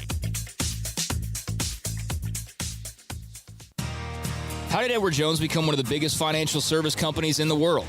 By not acting that way. Financial strategies, one-on-one advice, it's a big difference. And that's why Brad Wilson, your Edward Jones financial advisor, makes sense of investing. Experience the difference for yourself. Brad Wilson, 250 Sharon Drive in Woodway, 254-776-4337. Edward Jones, member SIPC. Hi, this is Paul Catalina. I recently got engaged to the love of my life, but the most important thing that I had to do before I popped the question was get that perfect ring. And I know nothing about rings. So I went to the wedding ring store, Boozer's Jewelers on Valley Mills Drive. I knew I needed a custom design, and that's exactly what they do. 9 out of 10 of their engagement rings are designed in-house. The entire process took less than a month, and they were great every step of the way. Great options on financing, excellent selection, and talented designers. My fiance and I get nonstop compliments on the ring. I only deserve credit for doing the smartest thing I could, walking into Boozer's and letting them work their magic. Your one-of-a-kind fiance deserves a one-of-a-kind ring, and that's what you get at Boozer's. Boozer's Jewelers, the wedding ring store on Valley Mills Drive. Did you know Waco Regional Tennis and Fitness on Lakeshore Drive in Waco is open to the public? Next time you're in town for a Baylor athletic event or you're in town for tourism, take advantage of their day passes for $10 a piece or the weekend for $30. Waco Regional Tennis and Fitness offers 40 group exercise classes, including indoor cycling and yoga, boot camp, and bar. New free weights, weight machines, TRX, rowing machines, stationary bikes, new treadmills, new elliptical machines, and a spacious weight room floor. Personal training with Christy London, Randall Corley, and Alec Bott, where you will be encouraged to grow. Sauna, whirlpool, tanning bed, kids club, 16 tennis courts and 8 pickleball courts, and youth and adult tennis and pickleball lessons available. Waco's premier experience where you can help your mind, body, and soul. Visit wacotennis.com or visit them next to Hawaiian Falls on Lakeshore Drive in Waco. Welcome back to Sikkim 365 Radio. The 4 o'clock hour is sponsored by Boozer's Jewelers, the wedding ring store, specializing in custom jewelry and repair, all in-house. There is some news in college basketball today that we'll get to involving Kansas and perhaps Gonzaga. And maybe the Big 12. We'll have that a little bit later on, but we're now joined by former Baylor tight end. And I've known him a long, long time, nearly 40 years, Steve Stutzman, whose son, Danny, is a star linebacker at Oklahoma. Steve joins us, Craig Smoak, Paul Catalina, and also David Smoak. How you been, my friend? What's going on, Dave, Craig? And Paul. Paul, yeah. Rest of the guys, I appreciate you having me on. It's been a year. It's been a year since we spoke. Yes, it has been. And to go back over this again, you played at Baylor after a great run at Dangerfield. Your son's at Oklahoma. So is this week – is this all about blood, or is this anything about the alma mater as well? Well, yeah, okay. I think we know it's blood. It's blood right now. I got to root for OU. Last year I think we went into that game undefeated, and I'm like, hey, if anybody was going to knock us off, I'd rather be beaten. But that was last year. This is this year, so still rooting for OU, and it's going to be an exciting game this week. Do you find yourself, though, at times, like during a game, forgetting that your son is out there for just a second, and say Baylor scores a touchdown, and you're like, oh, hey, great, and then you're like, oh no, that's bad. I might secretly, I surely do not project that. No, but in your mind, you have those moments, right? Yeah, of course. You want to, you want to see a little success, but not too much. Yeah, not too much. Steve. Absolutely. Steve, seeing Oklahoma this season, I mean, obviously it's been a little bit up and down with Brent Venables in year number one, but as a player's parent, knowing all that they went through, kind of starting around, almost this time last year, as a wild, turn of events that they were dealing with, how do you feel like Brent Venables has come in and kind of established some roots and some foundation to build off of? And just what have been your impressions as a parent of how they've handled the program?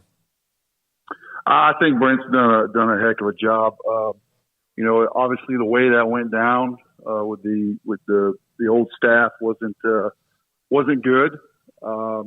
Left some better cupboards and some things to set back. Kind of same situation Coach Randall was in when Matt Rule left. A little different. Took a long while. Took a little longer to get their guy, but they got him. And he immediately came in and he preaches a culture, and it's all about a culture and building a foundation. And here's what we're going to do. And he's done a great job, and players responded to it. And I'll say hats off. There's always high expectations at OU, and the fans expect a great product. And they sometimes don't understand that the road to get there is sometimes going to be bumpy. Brent Venables' defense is not simple. If you follow Clemson and what they've done, it's a pretty intense defense and schemes to learn for sure. But he's done a great job. He's put together a heck of a staff, and I tell you what, he's got those guys bought in for sure. They obviously struggled early, and obviously it was on the defensive side. And then they had the issue when Dylan Gabriel was out too. But they really did. It looked like they were somewhat confused. Guys running free. TCU obviously ends up being incredibly explosive. And then Texas, that was a bad day up at the Cotton Bowl. But what has Danny told you about how they have maybe turned the corner? It looks like, they've put together a couple of wins. They didn't panic. They didn't fall off the rails. Saturday will be interesting, but just how they have tried to get this thing out of the ditch. Well, Dave, it's about incremental improvements. And that's what the coaches are wanting every day, every week, and trusting in the other guy. I mean, if you break down, any tape, it's not as bad as it always seems. It's not always good as you thought it was, right? So, when you're breaking down in these big bunch plays, and you look at it, you're like, well, you got two guys covering one guy. Busted play here. This guy thought he had this guy, and no one got the call in. Just little things like that, and I think they made some improvements starting with Kansas. Kansas, came in ranked when we played them. And obviously everybody knows that Iowa State, maybe not the best offense, but surely a great defensive team that holds teams down, makes it close. So they've seen some incremental gains. So that's all you can ask for after having the three losses, and goals change, right? I mean, the goal for everybody is to win a conference championship, and then as you kind of take yourself out of it, you got to have different goals. You want to finish strong. You want to, go to the best bowl you can and build on next year. So I think, they're heading in the right direction. What was it like when Danny first got that defensive playbook or whatever they use? I know it's different now, but when you first see that going from what they were doing to now, like you said, it's very complex and it's a lot to learn. It was a lot for Baylor's guys when Phil Snow was here. That's what you heard. It's like, this is a lot of information. Did he feel like he almost had like an extra high-level class? Well, I'll be honest. So Dan's a true sophomore, so this is his second defense to learn in 2 years, right? So I was up at his house with some his roommates' parents, and in his room he had the game plan. and that thing was 62 pages for that particular game. Not the playbook. That was the game plan for the defense, his position. And I'm looking at that thing going, I think I know football pretty good, but then I look at that and I go, you know what? I don't know as much as I think I do, especially on defense. I'm looking at these calls and looking at what they're doing and how they make the adjustments, and I'm like, holy cow, this is sophisticated. And, you're asking 18, 19, 20-year-olds to learn that in a short time. It takes time. What is it like to have a son who is an athlete in today's age? I mean, knowing kind of how it was for you, but knowing that there's the whole social media aspect and all the other things that go with it. Is that something you feel like you really have to check in on or learn much about, or is that just kind of the part of his journey and it's just normal life as is for, a guy like him at his age? Man, what a great question. I do check on it. I'm very active on Twitter, and I've used that even when my daughter was playing. I use it as a tool, and then I also use it as, kind of monitoring. I used to monitoring the athletes, what they're doing, but also look at, what they're saying, not only my son, but I'm just looking at different things and thinking, man, if you're an athlete today, man, why would you even want to go to social media? I mean, it's just a mess. You can't look at it. You don't need to. It's toxic. For every good comment, you'll have 20, 25, 30 negative comments, no matter if you win 50-0 or what. It's just different. And I think those athletes today do a good job of being taught to navigate away from it, to be honest. I mean, I don't know no other way to say it. It's not really a good thing for, to spend a lot of time on. So he played high school football in Florida. You still live in Florida? Yes. Okay. Yes, yep, right up. Yep. So as kind of what Craig was talking about in a different way, the fact that Oklahoma, Norman, it's a flight. And then there might be games that are elsewhere. How often do you get to watch him play? And how does that go with you getting tickets? And obviously, how does the athletic department take care of that for you as well?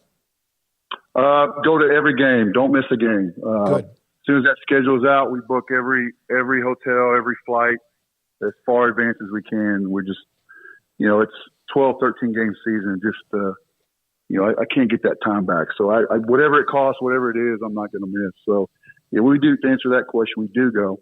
It's very streamlined now. Getting tickets, you go into one of their portals. They vet you.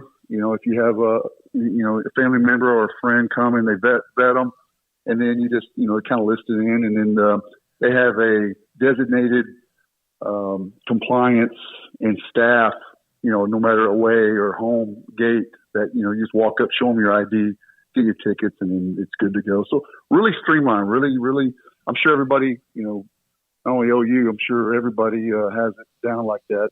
Makes it really easy. If you would have had NIL back in the mid-'80s when you came out of Dangerfield, what would NIL you would like to have promoted and endorsed back then? Probably Payless gas station in Dangerfield, Texas. How about that one? There you go. Steve Stutzman was an all-state, state champion tight end, by the way, at Dangerfield, and then became a part of Baylor under Grant Taft. What did Grant Taft mean to you?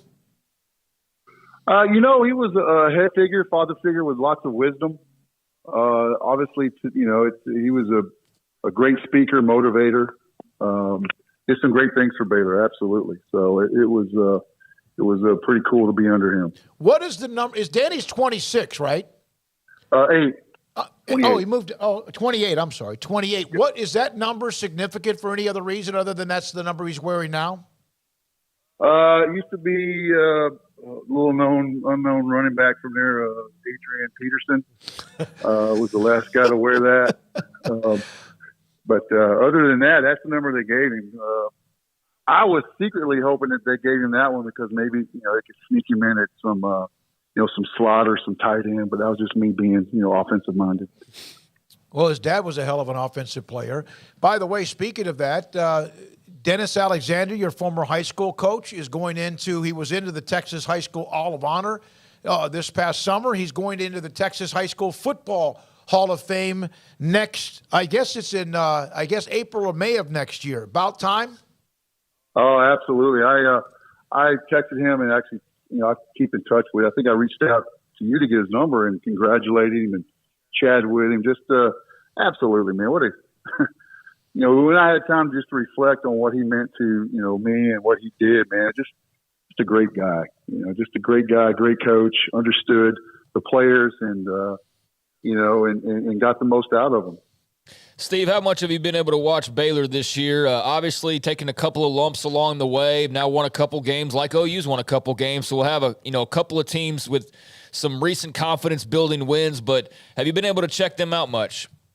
Yes, when they're on. If I'm not at OU, we head back. I'm watching them. I watched them. Man, what a heartbreaking loss of West Virginia. Yeah. Then they bounced back with Kansas and. Last week, I thought they did just really handled a hot. I think they're a hot team as Texas Tech that just won't go away. Reese, the running back, is impressive.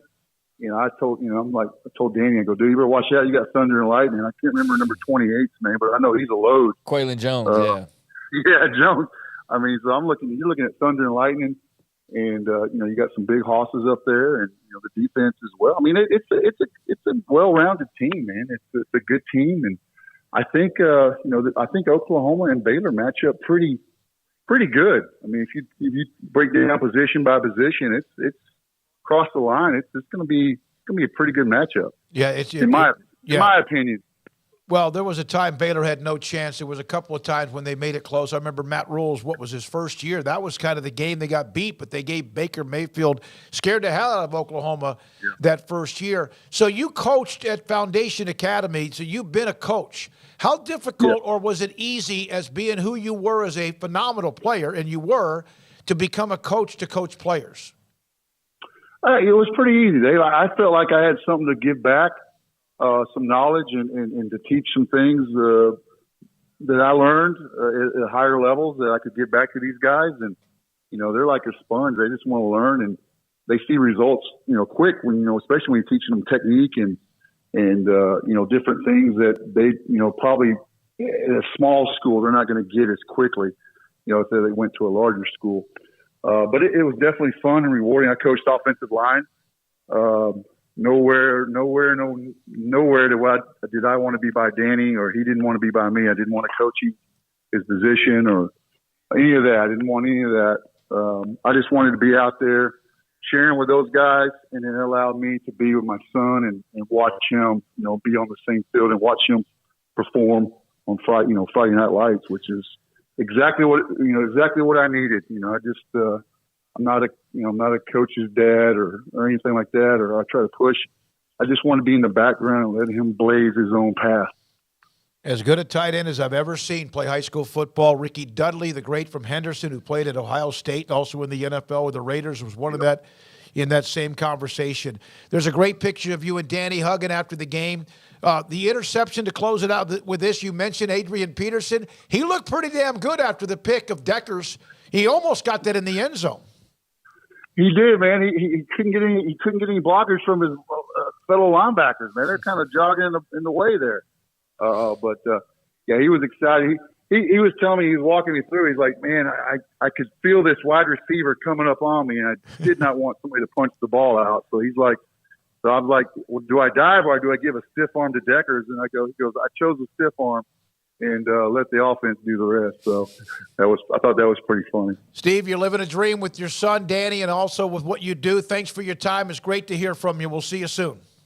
Gentlemen, appreciate it as always. And, hey, looking forward to a heck of a game, and we'll catch up again later, I'm sure. Yes, sir. At wildfire_coach, Steve Stutzman, former Dangerfield High School but Baylor tight end, and his son, Danny, number 28 for Oklahoma. And he had a big one against Iowa State in that win up in Ames. This is 365 Sports. Richard Carr, Buick GMC Cadillac, they are the people that you can count on, the people that I've counted on quite often for customer service, for repairs, for just being treated like, more than just a number and just a buyer, which is rare in really any business that you walk into these days. But despite not having bought my car from Richard Carr originally, they have been there for me every step of the way. And the next time that I go to get a new vehicle, well, they will be the people that I we'll count on to buy that vehicle. But if you're in the market right now, whether that be new or pre-owned vehicles, Richard Carr has new cars on the lot, and they've got pre-owns as well. The wait is over. Supply chain issues and all that have kept some parking lots, not quite all the way bare, but certainly not as filled up as we're accustomed to. So that's made getting a new car at times quite challenging. But now new cars and trucks are arriving and are on the lot. They've got GMC Sierras, Acadias, and Terrains all sitting there and waiting for you to test drive today. They've also got Cadillac XT4 and XT5 SUVs available for a test drive, but inventory is going fast now that they have it, so get there now for the best selection. Trucks are waiting for you to test drive. Get to the dealership, check out the models of trucks that they have. So car, truck, or SUV, whatever it is that you're looking for, they have what you're looking for, and if they don't have what you're looking for, well, get on the inbound vehicle list and basically your placeholder to wait in line and get to be first in line for whenever that vehicle you do want does in fact arrive. Or maybe you don't see exactly what you're looking for and you can actually work with the people over there at Richard Carr to work with GMC and to help build or design the exact truck or SUV that you'll want. So wherever you're looking, however you're looking, Richard Carr has an option for you to be able to find the car, truck, or SUV that you want to get into and drive off the lot with eventually. New trucks on the lot, dozens of quality pre-owned cars and trucks. All those pre-owns have gone through a 172-point inspection, and they have multiple lending options. Richard Carr will say yes to loans when others say no. For 23 years in Central Texas, Richard Carr has built a reputation as the people you can count on for your automotive needs. Log on to richardcarr.com today. Call now or go see them now off Highway 6 at the Imperial exit. I'm going to tell you a tale of two companies founded 25 years ago. The first, Pickup Outfitters, started as a little shop on Lake Erie Drive by a local company selling the truck bumpers they were making in Waco. Then, 6 years ago, new ownership took up the cause of battling vehicle nudity, vowing to fight until there were no more naked trucks in Central Texas. And so far, they estimate they've outfitted more than 40,000 trucks at Pickup Outfitters. Now, the second company's story is not as impressive. They too started 25 years ago, but didn't have the vision of Pickup Outfitters, and to date, they have not outfitted one single naked truck in 25 years. So we'll celebrate the 25th anniversary of Pickup Outfitters with money-saving specials and valuable prizes. The second company will support them too by giving away 25 one-month subscriptions to their online service called Netflix. Save and win the Pickup Outfitters 25th anniversary celebration through Thanksgiving. Details online at createacommotion.com. With so many companies and policies out there, it gets so confusing shopping for insurance, and I never know if I'm getting the policy that's right for me. Luckily, I met the team at the Niche Group Insurance Agency. With the Niche Group, you can go to one company and get access to coverage options from many insurance carriers, and you get to speak to a real person about your specific coverage needs. With the Niche Group, I know I'm getting the right coverage at the right price. If you need insurance, talk to the experts at the Niche Group at 1-800-258-8302. Do you or your kids get nervous about going to the dentist? Stonewood Dental, Dr. Steve Childress, he can help. I've spent a career taking care of patients who as children had bad experiences, and now they're adults that hate going to the dentist. If I get a kid at 3 years old and they come every 6 months and it's a happy experience, it's normal for them. Now they have an accident at 6 or 7 or 8 at school. Now they have a broken tooth or a trauma, and they have to come here. They're used to lights, they're used to the water in their mouth, they're used to experience, they already trust us. It's amazing what we can do with that kid without it being a negative thing. But if I see a 6 or 7 or 8 year old that's never been to the dentist, and now they have a trauma or an unfortunate unexpected toothache, it's harder to do that for that kid and it not be somewhat of a negative experience. So bottom line is I try to teach kids and adults and teenagers and everybody the way I'd want my family treated, which is where it's a necessary part of life. You just take care of it. It doesn't have to be that big a deal. Learn more, stonewood-dental.com.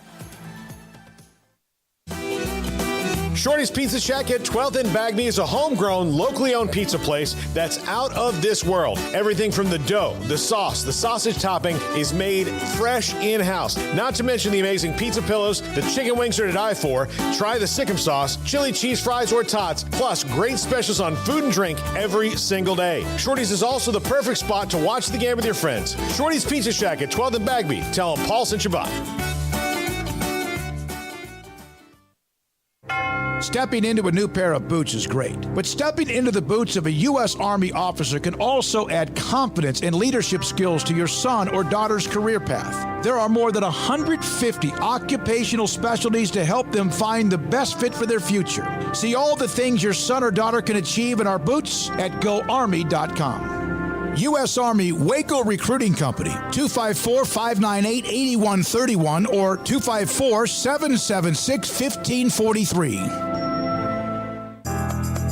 Riverbend Liquor and Wine, Lakeshore Drive, North 19th Street, right behind the bank, is a hidden gem in Waco. If you're a fan of bourbon, especially local Texas bourbons, that's where you gotta go. Balcones, TX, Devil's River, whatever it is, they've got it. Riverbend Liquor and Wine, plus the best selection of craft beers in Waco, seasonally churned out throughout the year, whether it's spring, summer, fall, or winter. Riverbend Liquor and Wine, best selection of craft beers, a speedy drive-through window, and excellent customer service. Find out more on Instagram or just go by and see them. Lakeshore Drive at North 19th Street behind the bank.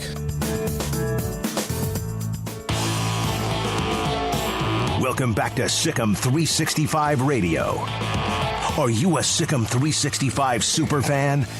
Then try out our premium subscriptions at Sikkim365.com.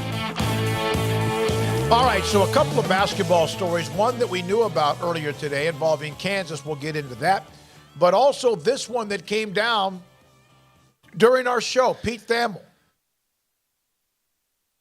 Gonzaga AD met with Big 12 Commissioner Brett Yormark in person in Texas last week. He, of course, Brett Yormark, was in Waco early last week about Gonzaga potentially joining the Big Ten. This is part of the broader discussions that have unfolded in recent weeks between the Big 12 and Gonzaga.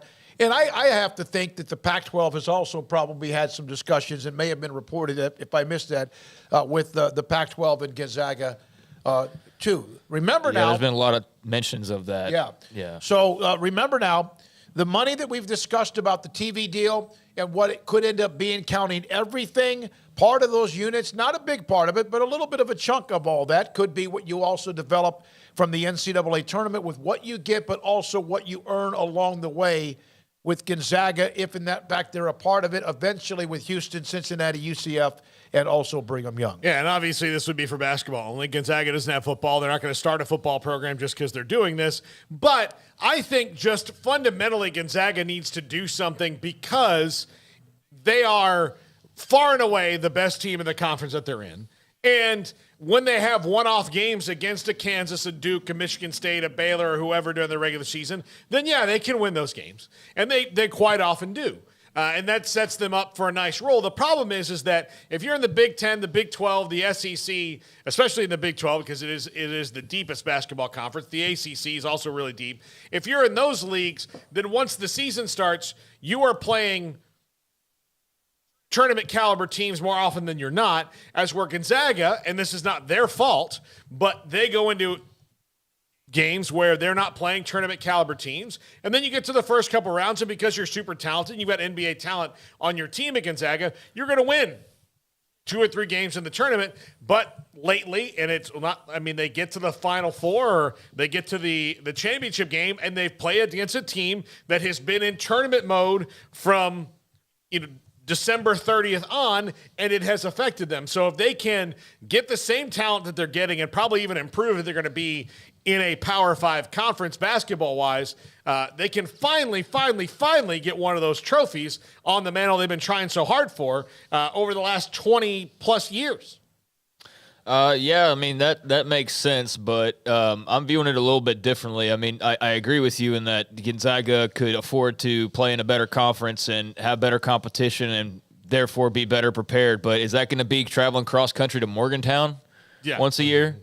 I mean, there's a lot of things that need to be figured out with this before we go too crazy over it. I do think just on the surface that it's like this is like fantasy booking.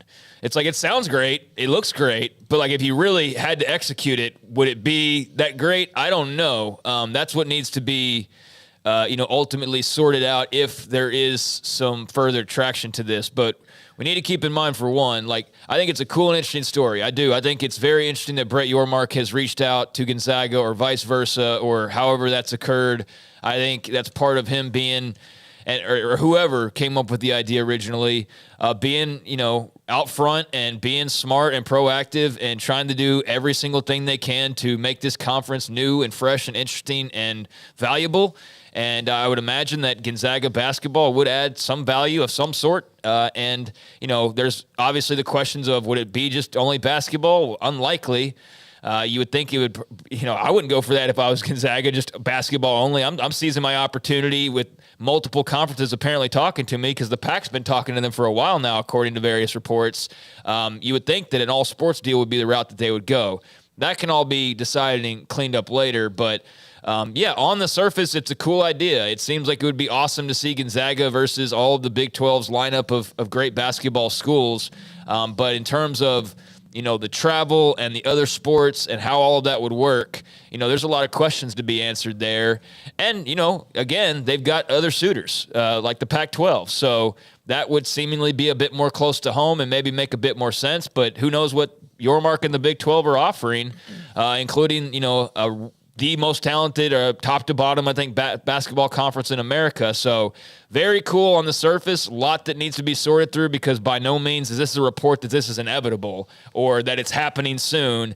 It's just confirmation that, or letting people know, like, hey, the Pac-12 is not the only one that's been talking to Gonzaga about coming on board. So very interesting. And it's not just about football. By the way, if Pete Thamel reports it, that it's legitimate, and as are the reports about other conferences as well. One more quick note. Hold on, Paul. From Sheehan, if Gonzaga joined the Big 12, again, this is just as out there. It's no different than teams joining other conferences in football. They would have the numbers 1, 2, 3, and 4 ranked teams according to Ken Pom from 2022, and 5 of the top 7. Yeah. They would, but it is. I think I like that. Let's start exploring how basketball can affect realignment as well, and not just football. I think that's forward thinking as well, because you make a lot of money in the basketball tournament. How do you increase the value of the basketball tournament? How do you increase the value of the basketball regular season? Which actually, increasing the value of the tournament will come if you do increase the value of the regular season. How do you do that? You play more games that matter. And I'm sure somebody's mentioned it somewhere, but yes, one way to curtail some of the logistical issues that you might face with a team from Washington would be to have, a team in Arizona, or a team, out in San Diego, or, whatever the possibilities will be. So that will certainly churn the realignment waters that never really calmed down to begin with. But, that will be another, piece of chum to throw out there for the realignment folks to chew on a bit, including myself, because there is a lot to, like, okay, how would that work? But that's down the line stuff, like I mentioned. This is just on the surface a very interesting story, and I like that, again, there's a commissioner that's being proactive, that's considering pretty much, any idea.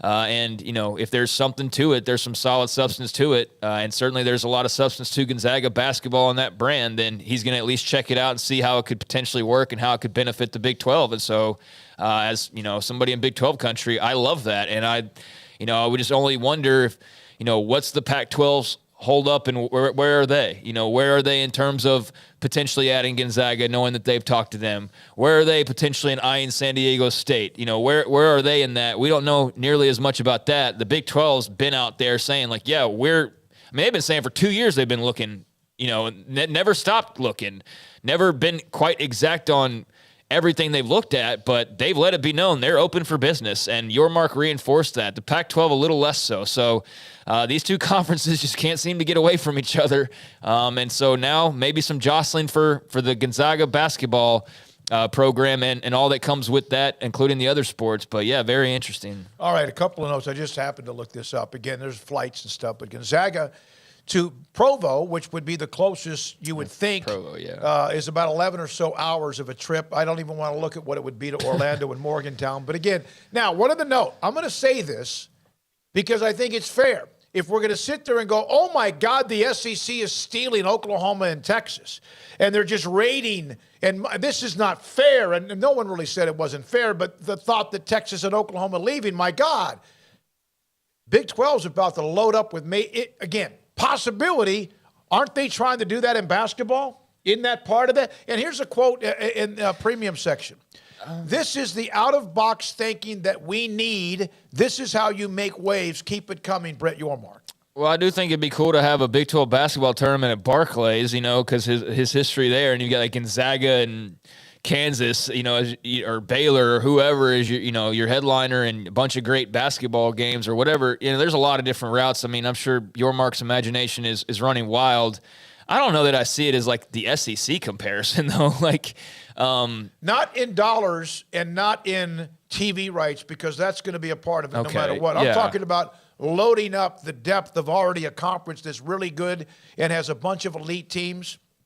And then all of a sudden you're talking about the logos of Texas and Oklahoma in the SEC in football. Yeah, I mean, I kind of see that comparison, but I'd need to see them go grab Arizona or something to believe that. I mean, I just think they're looking for whatever makes sense to add value, period. And basketball just seems like a no-brainer because they're not going to surpass the SEC in football anytime soon, or the Big Ten for that matter. Now, you could argue that they're, as entertaining as some of those others, but value-wise, the networks just don't view them that way. So basketball seems like a logical place to go and try to carve out more of a niche, because you are better than those conferences, or at least you can argue that you're better than those conferences, and you have the national titles recently to prove it. So if they want to try to become the SEC of college basketball, then I'm all for that, as long as it brings in dollars and, keeps everything afloat. And so, yeah, in that way, it's sort of like that. Except for, the fact that the Texas OU deal was done by the time that we even learned about it. This is all exploratory. Yeah. They're talking. That's all it is, and nothing more.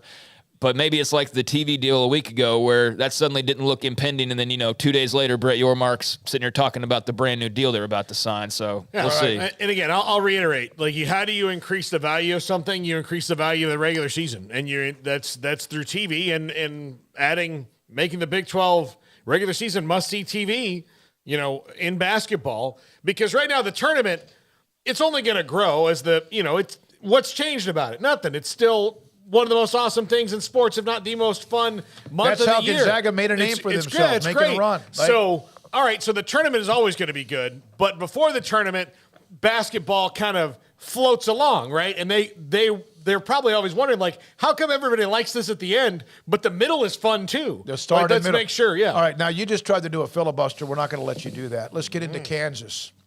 Kansas basketball self-reported violations, recruiting violations. They've also then now suspended head coach Bill Self and also assistant Curtis Towns in the first 4 games.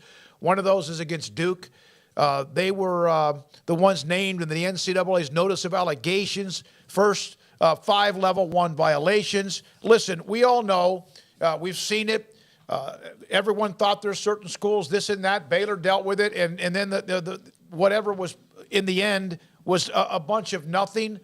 But Kansas self-reporting. I asked Jeff Goodman this, who had the story earlier. Does this mean this is over? He goes, no, that group, that outside group that looks at these things that Kansas chose can still hit them with more penalties and probably will. There's also some things about reduction of official visits and all of this, and scholarships to be distributed, 3 of them over the next 3 years, a 6-win. There's a lot of the recruiting things we saw also. Was this enough? Is this enough for what appears to be blatant paying players and also an in-between with Adidas? I'm not going to even get you to answer the question. I mean, sure. I mean, I don't know every single detail of every penalty that was handed down. Obviously I think it's significant if a coach is being suspended for some games, but I mean, they've basically flaunted their cheating all along. So I don't think that Kansas really cares in the long run. I think if you stripped the national title, then they would actually react to it. But this is the same program that after the Adidas negotiations were out, you had Bill Self basically doing a hip hop music video with a chain and everything, acting like he was completely nonplussed by the entire ordeal, and it was nothing. It was a flea that he could just flick away. And obviously it wasn't. It's hung around, but I've never felt once like Bill Self has actually taken any of that all that serious, and has just continued, like many others, to just completely flaunt whenever they want to, knowing that nothing's really going to happen to them in the long run. They're not going to crush Kansas basketball or Bill Self all the way. I mean, the penalties aren't insignificant, but they're still reigning national champions from last year. They're still going to now you can't really do it again because it's all free and clear. Yeah. And so, I'm sure there will be the fan out there that, there's the Reggie Bush argument of giving back his Heisman because now it's all free. Well, those weren't the rules back then. That's not the same thing. That's not the comparison that you think it is. But, yeah, I mean, are we surprised that Kansas was probably cheating? No. Are we surprised there's cheating in college basketball? No. Does Bill Self really probably care? No.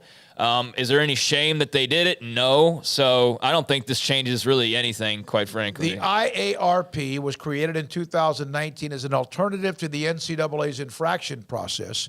The last case and the only case they've held in men's basketball since they began was the Memphis one, and they found that Penny Hardaway had not violated any rules. In the James Wiseman case, Memphis got hit with a few things. Kansas will get probably a few more additional things. I don't know what it would be, but they're not taking away the national championship. No. And quite frankly, wasn't the Memphis thing, that was Penny paying Wiseman when he was a high school kid or whatever it was. But he considered a booster because he was a Memphis guy. I don't want to get into too much of it, but Oklahoma State was banned for a postseason last year. Yeah, that's BS. That's total BS. Banned for a postseason. Well, and look, Kansas, and I'm not advocating for Kansas here. Here's the timeline. The guy the guy that they got in trouble for paying, Silvio De Sousa, one of the guys, they got him eligible again and brought him back to the team. So the NCAA let him play. So why would Bill Self fear the NCAA when they just did his bidding? And then he wound up, sending him off in the transfer portal when he beat up that guy at Kansas State, so... what are they like? I mean, I don't know why we're dancing around it. Kansas cheated. They blatantly cheated. They're self-imposing to try and cut off some of the punishment, but they cheated. And you know what? Other teams have too. I'm not sitting here acting like they need to cancel the program or anything, but let's not dance around it, guys. They cheated. They know they cheated. They've flaunted that they've cheated. They've denied that they cheated, but we all know that they did. And they're not alone, so I don't care that much about like Kansas specifically in this, but just in general, they did what anybody else would do. Self-impose, try to take away some of the sting of whatever the NCAA might do, which at this point and at this stage, like who fears that, quite frankly? So maybe that they just, cut the head off and this is the last that they really have to worry too much. I know it's not quite the end of the story, but yeah, I mean, at the surface of it, we all know what happened here. We don't need to pretend like this is like a witch hunt to bring down Kansas basketball because that's just silly and that's not at all what's And honestly, I'm tired of hearing about it, but we had to talk about it because, again, the self-reported. A lot of you in the chat room believe that Kansas did what they did to also at the same time try to perhaps fend off anything else. But again, the IARP could still add a few penalties, and Jeff Goodman mentioned that. And what Kansas said today was, listen, we did some things we probably shouldn't have done, but we don't think it's much more than our coaches being suspended 4 games. And some of the recruiting things they can't do, they've already done back in the spring.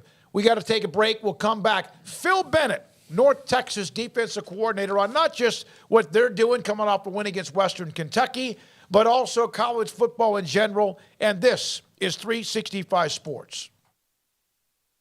Riverbend Liquor and Wine, a place I'm probably going to have to go to later because I dared make comment about Kansas basketball. And my fiance really restricts those things for me. But they have the best selection of absolutely. Hey, you know what? Don't criticize until you have to live this. Don't. I'm in a prison of my own making. I get it. Kansas basketball. If that was Florida, I wouldn't marry. I'm not going to marry a dirty, disgusting Florida Gator. Are you kidding me? What? Come on. No, Riverbend Liquor and Wine. If you do need to drown some sorrows about the silent treatment you'll get for making a comment about Kansas basketball, you can go there. Best selection of Texas whiskeys around. Best selection of craft beers around. Insane customer service. And you can say, hey, can I hang out here for a little bit until this calms down? They'll probably let you do that too because they're great people at Riverbend Liquor and Wine. Lakeshore Drive at North 19th Street behind the bank. Check out their Instagram page, also available on DoorDash, and they can deliver to the hotel room that you're going to have to stay in after those things. That's what DoorDash can do. Riverbend Liquor and Wine, Lakeshore Drive at North 19th Street. Check them out on Instagram. The wait is over. Richard Car GMC has the trucks. 2022 GMC Sierras have hit the lot and they're waiting for you. Sierra trucks offer best-in-class towing, strong steel beds, multi-pro tailgates, and advanced features that make driving a Sierra second to none. Trucks are waiting for you to test drive now. So call now, log in now, or get here now and drive your next truck today at Richard Carr. Richard Carr, they have the truck for you. TFNB Your Bank for Life is the official local bank of Baylor Athletics. Find out why more Central Texas are making TFNB their bank for life. Sign up for our Edge checking and savings accounts to earn interest or cash back. With 5 convenient locations and an award-winning mobile app, banking has never been easier. TFNB, your bank for life. Member FDIC. There are 26 letters in the alphabet, over 600,000 words in the dictionary, and just 3 of them said together can change everything. Let's order pizza. Those 3 words lead to dough made from scratch and 3 fresh signature cheeses that blanket golden crust in a heavenly melt on Marco's Pizza that'll blow your mind. So visit marcos.com to order and stop by Marco's Pizza in Belmead, China Spring, Woodway, and in Robinson. Marco's. Pizza lovers get it.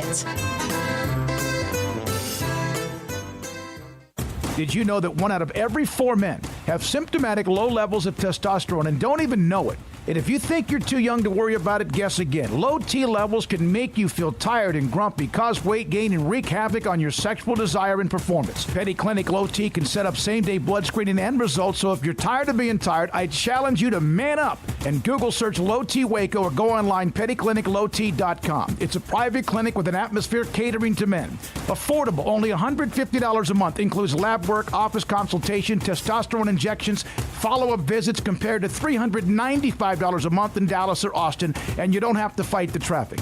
Petty Clinic Low T is board-certified physician consultations, will provide the best form of brand-strength testosterone available. Contact Petty Clinic Low T today. Just off Highway 84 and Old Hewitt Drive in Woodway, Petty Clinic Low T, helping men become the high-performance men they deserve to be. PettyClinicLowT.com or Google search Low T Waco. One size fits all. That may be all right for an adjustable belt or cheap sunglasses, but when it comes to your financial needs, no one wants a one-size-fits-all strategy. Cam Heathcott, your Edward Jones financial advisor, knows that his most important goals are yours. That's why we take the time to understand your needs, knowing you. That's how Edward Jones makes sense of investing. Cam Heathcott in Conroe at 936-756-7717. Edward Jones, member SIPC.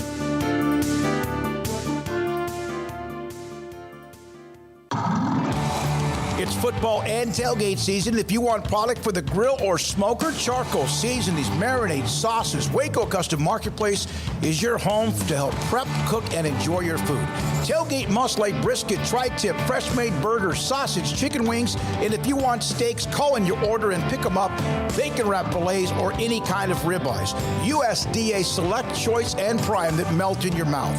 House-made sausage and jerky. Also, Waco Custom Marketplace, a one-stop shop for tailgating, barbecue cook-offs, and family get-togethers, fundraisers with fair prices to you, the customer. A bakery with fresh baked bread and kolaches. There's cold beer, wine, and soft drinks. Serving Waco restaurants and families since 1940. A cut above the rest. Waco Custom Marketplace, open Monday through Saturday at 425 Lake Air Drive in Waco.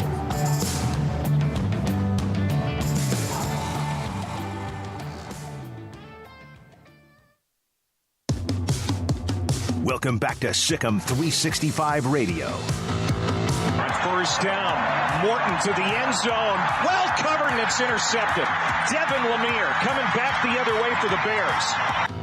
The 5 o'clock hour is brought to you by Edward Jones Investments and financial advisor Chuck Verno, who'll navigate you through today's financial climate. Edward Jones, making sense of investing. Now, here's David Smoak, Paul Catalina, and Craig Smoak. University of North Texas, 5-4, coming off the win against Western Kentucky. Blew them out on the road, 40-13.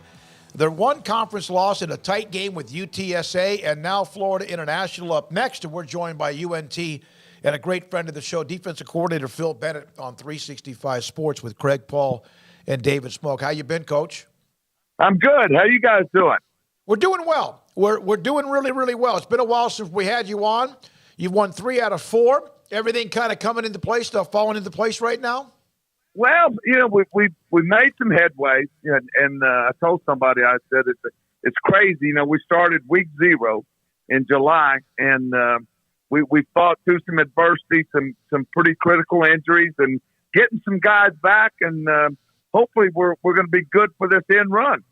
Well, the schedule, Coach, is really interesting coming down the line. It's 3 teams you got coming up that all kind of have similar records to you. Obviously, the one this week, the most important against Florida International, but you've put yourself in a position to stay in pace in the conference, though. Isn't that the goal? Well, that's always the goal. Obviously, you want to try to win your league. And, like you said in the introduction, the loss at UT San Antonio, well, that was tough. But I'm really proud of the guys, going to Western Kentucky. They had just beat UAB. It's not an easy place to get to or to play. I laughed. I told people, I said, I've never lost in Kentucky, but they're always been against either UK or Louisville. So we were able to get that win. So we're hopeful. At the same time, Mike McIntyre is doing a great job at FIU. So every game in this conference, you better bring your A game or you'll lose. Coach, Katie Davis was a guy I think we talked about the last time that we talked with you, closing in on 100 tackles. You obviously had some players to replace, some players that came back. Just in juggling all of that, what has sort of risen from your defense over the course of this season? My brother, who y'all all know, Jerry, yep. Made a statement. It's true. He said, Phil, he said, your guys, you're not going to scare anybody getting off the bus. He said, but you guys play hard. And that's sort of become our niche. We've got some guys that we did have to replace, some good players. And like I said, we went through, I think, 3 weeks that 5 of our starters didn't play. And I'm telling you, it ended up working out well because the guys that played have gotten better, and we're able to play more guys now. And that's really helped us in our numbers. So what is the mood then? And the setup in the Conference USA, when I look at the standings, it's just one list. There are no divisions. Is that correct, or am I missing something? No, you're right. You had Marshall, you had Southern Miss, and somebody, Old Dominion, ended up going to the Sun Belt because they were able to do it. There was an out. So there used to be divisions. And so that's why we ended up playing week 0, because they had to spread it out. And everybody, I think most teams play everybody except for maybe 1 or 2 teams. So we ended up playing. We drew Florida Atlantic, who we had not played, and we drew Western Kentucky to replace Southern Miss and Marshall. So it's very much like the Big 12 right now. It's the top 2 teams will play for the championship. Well, right now, that means you keep winning. You control your own destiny and might get a rematch with Jeff Traylor and also UTSA. Your thoughts about what you've seen when you can, because you have your own football team to worry about, but Baylor had been disappointing the first 5 or 6 games of the year, and then they kind of something lit a match, and maybe it was Joey on the other sideline and the emotions of that, or what? Your thoughts about Lubbock if you watched it? I did watch. I saw the replay of it. I always keep up with them. I'm just wondering if Dave might have put Joey on the big screen saying, "Hey, everything goes through Lubbock." So, and the Bears did. I mean, what a fourth quarter finish. That was impressive, and especially I saw the disappointing game against West Virginia. And my God, I felt like I was playing there again with them. It was there was something about that place that the green and gold just has never. We've never played our better games there, and you can see that they're working their way back, and that was a huge win, impressive win. So you said you were undefeated in Kentucky, but across the border in West Virginia what is it about that place that makes it so weird? I'm going to tell you something. Dave Weinstead and I used to talk. My first year at Pitt, we beat them. The next year we go up there, huge game. and we led the whole game. I mean, the whole game, and just couldn't finish the game. They had a little running back that right at the end made a couple of plays on us, and we fumbled the ball at the 1 yard line. We missed the field goal to win it. And I can remember my last game at Baylor, regular season. I mean, they were good. Holgerson had a good team, and they called it interference. We got an onside kick, so we got a chance to win the game. I think like 24-21. We just couldn't get a break up there, and I watched that game. My wife and I watched it. She said, "I can't watch this. I can't stand." Something about when Baylor goes there, they just don't play to the level that they're capable of. I can't explain it.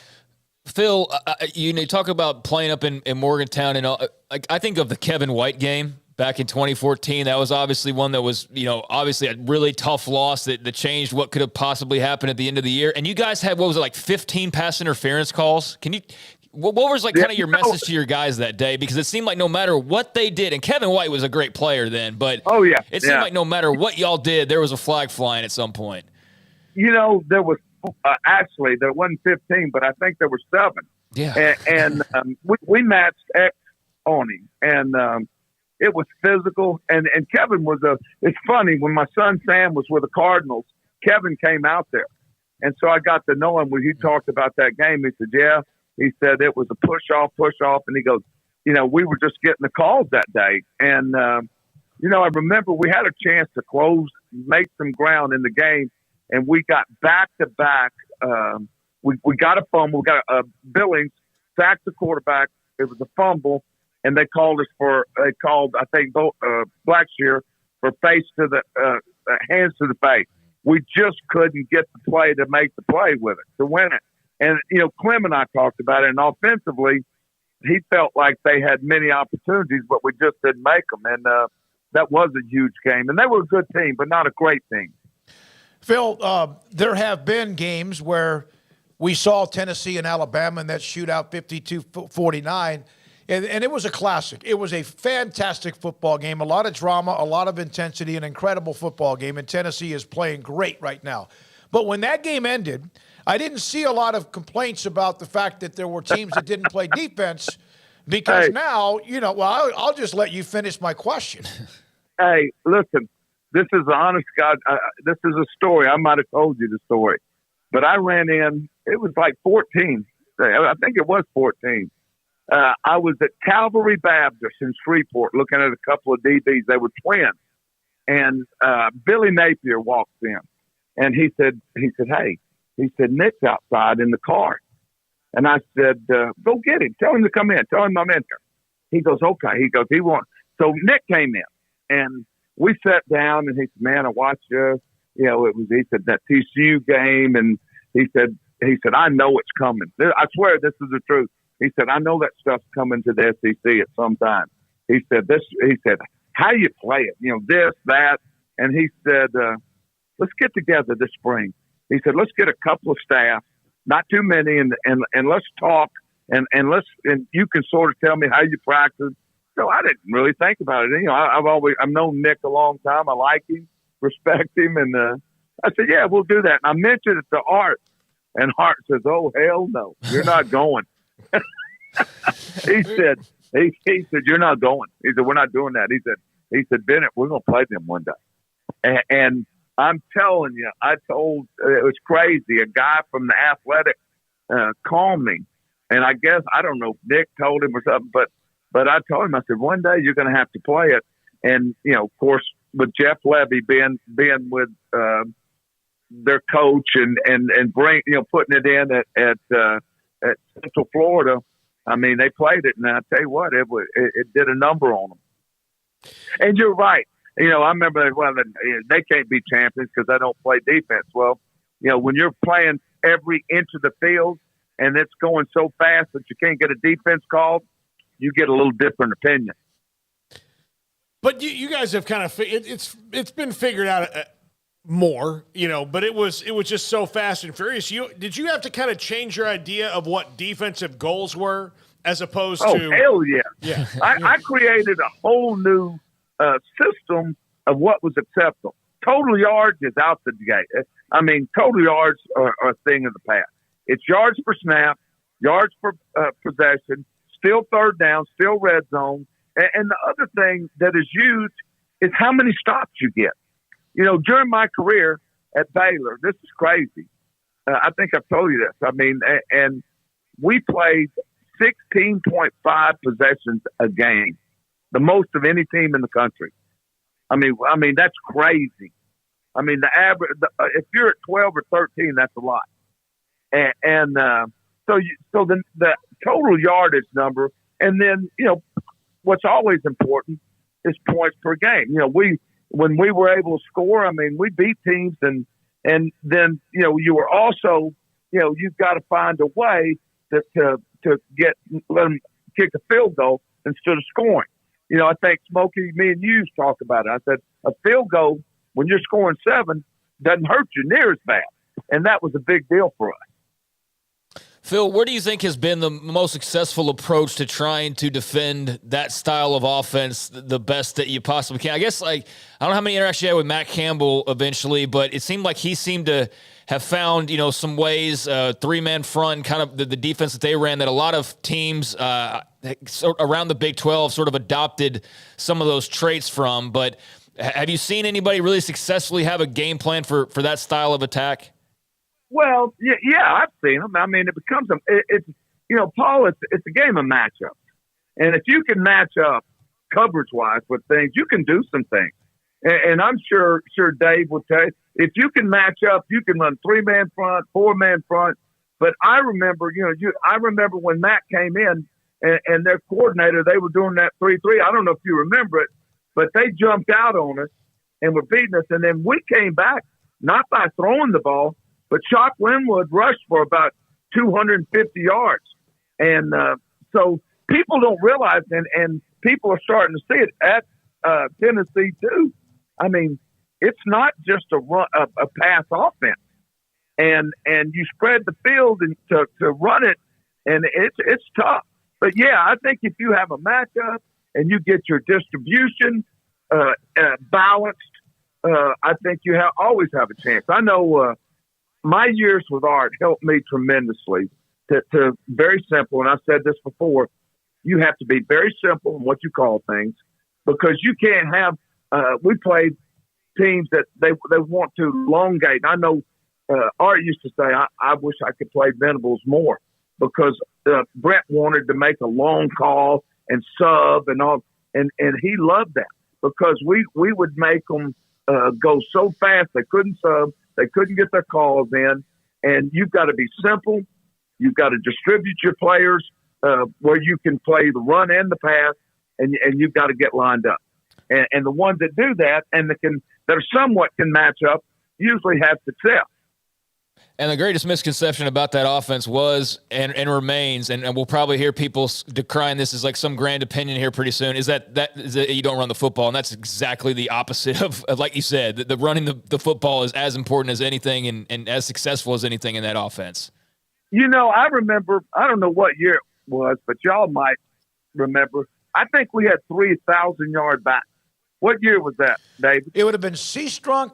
Was it Shock and wasn't Glasgow, was it? I don't know who it was, but I think we had 3. You know, when we beat UCLA in 12 and Kansas State, I think that we only threw the ball 12 times when we beat UCLA that bad. Yep. I mean, that's what I was saying about, people say, well, the passing, the guys who run this offense are egotistical. I mean, wow. I mean, it's and I think you see at Tennessee. I mean, look at what their quarterback's doing.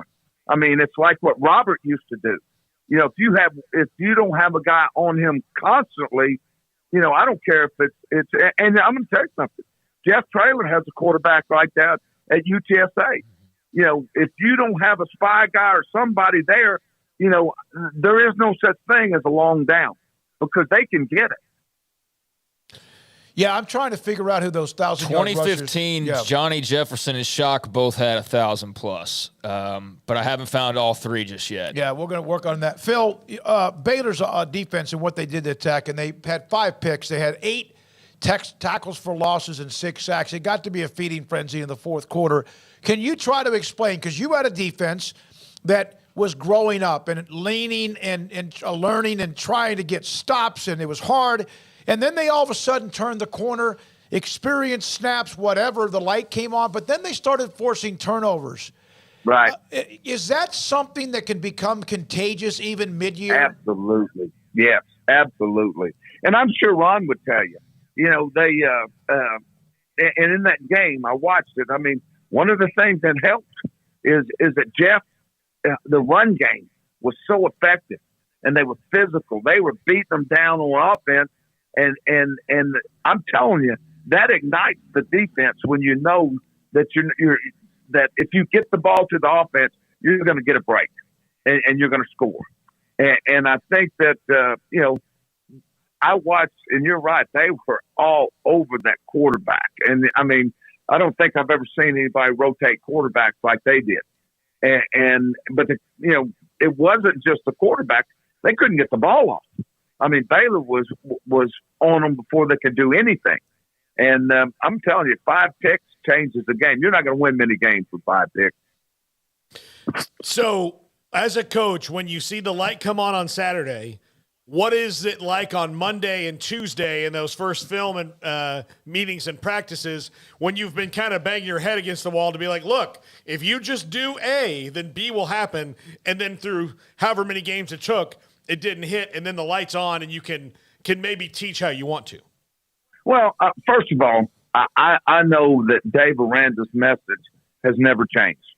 His message is, this is who we are. This is what we can do. This is how we do it. Now, this week he probably said, hey, we have shown what we're capable of. Our standards are set. We're not accepting anything else. That's sort of where I'm at right now. I mean, we've got back healthy. I say, hey, this is who we are. We had a couple of huge picks, played a spread offense that was a top 10 offense, and was able to maintain and keep them grounded. 13 points. That's what you tell them. You say, hey, you know what? This is what we expect, and this is how we prepare. And I'm sure Ron's telling the same thing. When we prepare right, limit the run, limit the explosions, get our hands on the ball, it changes the game, and it becomes a habit instead of a hopeful thing. Phil, I was just curious. I track all the teams as far as offensive players and players from the state of Texas each week, and so I inevitably noticed FIU's Grayson James, their quarterback, is from Duncanville, and I know he's kind of up and down a little bit, but it seems like he's given them a little bit of a spark. Have you seen that in watching film and preparing? I have my nephew was Grayson's neighbor over in Lake Highlands when he was at Pope John Paul, and so I've known all about him. He has absolutely done an outstanding job for them, has been a shining light for him. And he's just a redshirt freshman. And, yes, he is I think he worked with Kevin Murray. He's a good player. He is a guy that as they start to get more pieces around him, you're going to see a lot about him. He's a good player. Phil, the college football playoff rankings or standings came out, and I know you guys were a part of the first one that was just a nightmare for both Baylor and TCU and the Big 12, and there's all sorts of stories behind that as well. But when you see TCU with what they've done, and it's just the first one, but there's an argument, is that surprising at all that they're in, and they still kind of maybe control their own destiny, and yet again, we don't ever know when it comes to the Big 12 unless you're Texas and Oklahoma? Well, I think the same thing you're thinking. Everybody talks about the Big Two, and we know what we went through. I think that until you beat some people that I don't know what they have to do to get up there. I mean, they played well. I just think that if it was Texas or OU, they'd be. I watch Clemson. I don't think Clemson is a top 4 team myself. They're a good team. But there's other teams I'm not sure they could beat. I watched Clemson against Louisiana Tech, and it was a good game. So I'm sort of I wonder. I know it was the first one, but I think that teams down here don't get the recognition that they deserve. Phil, it's always great to hear from you, man. I hope you're doing well. Good luck with FIU. Well, I'm good. I miss you guys. Who knows if I'm next year I'm not what I'm doing. I don't know what I'll do. We might have another show. We will absolutely do it. And again, last year you guys had to get on a run at the end to make it into a bowl game. This year you have it a little bit easier, although you have to win. Congratulations. Got to win. Yep, got to win. And good luck the rest of the way. We'll talk to you again soon. Thank you so much. Well, we love thank you, man. guys. All good right. luck to you guys. Bye-bye. Phil Bennett, North Texas defensive coordinator, and we could just bounce around to anything. Love his opinion. I love that you had to have a meeting about, hey, listen, don't go tell Lex Luthor how to fight Superman. Like, don't go say, like, oh, look, there's this rock that if you put it near him, he gets sick and dies. That was the thing you had to say, because that's how you have to look at it. If you're going to Nick Saban, he's like, hey, I need some advice from you. He's looking for kryptonite. That's what he's looking for. Yeah, and Art, by the way, he really did think at some point it was going to be sooner rather than later when they had a chance to play them, and who knows? It would have been great just to kind of see those two different styles. And because we do know Alabama, as good as they have been against those teams that are wide open, they struggle. A lot of people do, and now they do it themselves. We did see it. We saw a Tennessee game. Yeah, absolutely. Just that. A&M, Johnny Manziel, a once-in-a-lifetime type crazy. All right, when we come back, we're not done. We're going to hear from John Machota, the Cowboys at the break. Really nice win, took care of business, scored a lot of points against Chicago. And some of the things that's being said this week up in Frisco at the Ranch, at the Star. And this is 365 Sports. Dr. Kent Petty can help you become the high-performance man you want to be, used to be, and you need to be as you get older. One of the things that can happen to your body, men, 1 out of every 3 men have symptomatic issues of low testosterone. One that gets a lot of the attention is your sex drive, ED, things like that do affect you in the bedroom. Number 2, it could be your energy. You're lethargic. It's just not quite, you don't feel the same. Something's missing. And number 3, it can affect even your sleeping habits, that you might fall asleep, but you're tossing and turning. Something's not quite right. How do you fix that, or how do you know if that is your issue? If you're 1 out of those 3 men, go to pettycliniclowt.com. Look on the left side, top left-hand corner, phone number and email, and then contact them. And even tell them I sent you. In fact, I hope you do. They then will set you up with an appointment, taking care of the appointment and the cost of you getting your blood work. The blood work, the lab results come back to Dr. Petty. He'll look at them, look at your testosterone levels and a few other things as well. And if it looks like it's too low, he'll offer you a program to help you become the high-performance man that you want to be, used to be, need to be, at pettycliniclowt.com. Hi, I'm Mark Stewart with Bird Colgin Ford. It's that time of year. It's football season. And BK Ford is a proud supporter of the best high school football teams in Texas, right here in Central Texas. BK Ford is proud to sell the #1 truck in Texas, the F-Series truck, led by our leading rusher, the F-150, 45 years in a row.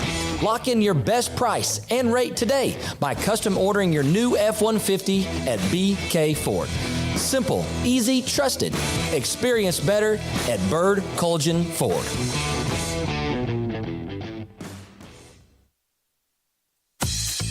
Baylor Scott and White, Southwest Sports Medicine and Orthopedics, the team physicians for Baylor Athletics, diagnosing and treating all sports-related injuries, including concussions. These specialists also provide orthopedic services for athletes and non-athletes alike, whether it's knee or shoulder pain, hand or wrist injuries, orthopedic spine care, and even an arthritis and total joint clinic. Trust the doctors Baylor Athletics trusts. Baylor Scott and White, Southwest Sports Medicine and Orthopedics wants to get you back in the game. With so many companies and policies out there, it gets so confusing shopping for insurance, and I never know if I'm getting the policy that's right for me. Luckily, I met the team at the Niche Group Insurance Agency. With the Niche Group, you can go to one company and get access to coverage options from many insurance carriers, and you get to speak to a real person about your specific coverage needs. With the Niche Group, I know I'm getting the right coverage at the right price. If you need insurance, talk to the experts at the Niche Group at 1-800-258-8302. too. In the market for a quality metal building? Since 1943, Pioneer Steel and Pipe has helped Central Texas residential and commercial customers with metal building design, panel options, building components, and trim options. Pioneer Steel and Pipe's residential line is energy efficient, offers low maintenance, reduces insurance payments, is impact resistant, and carries up to a 45-year limited warranty. In addition, they can also help you find a metal building contractor for your project. Pioneer Steel and Pipe with locations in Waco and Bryan and at pioneersboys.com. One size fits all. That may be all right for an adjustable belt or cheap sunglasses, but when it comes to your financial needs, no one wants a one-size-fits-all strategy. Ben Erlinson, your Edward Jones financial advisor, knows that his most important goals are yours. That's why he takes the time to understand your needs, knowing you. That's how Edward Jones makes sense of investing. Ben Erlinson, 100 North 6th Street in Waco, 254-759-8533. Edward Jones, member SIPC. Howdy, Chet Garner here, professional guide, searching for bears in the wild. But not just any bears, oh no, a particular kind. With hundreds of thousands roaming freely in the wild, yet still hard to spot unless you know the signs. There they are, Baylor bears. If you're a bear enthusiast or even a bear yourself, join me and let's find some bears in the wild. Join the expedition at baylor.edu/alumni. Looking for a great job with great pay and awesome benefits? Genco FCU is hiring. As a longtime Waco employer, Genco focuses on what matters most in our employees' lives, like pay incentives, bonuses, benefits, 401k plans, paid time off, advancement opportunities, medical, prescription, dental, and vision insurance, as well as short and long-term disability. Come join our incredible team today and make Genco your career that will work for you. Apply at gencofcu.org or at any branch location. Stepping into the boots of a U.S. Army officer can add confidence and leadership skills to your son or daughter's career path. See all the things they can achieve in our boots at GoArmy.com. U.S. Army Waco Recruiting Company, 254-598-8131 or 254-776-1543.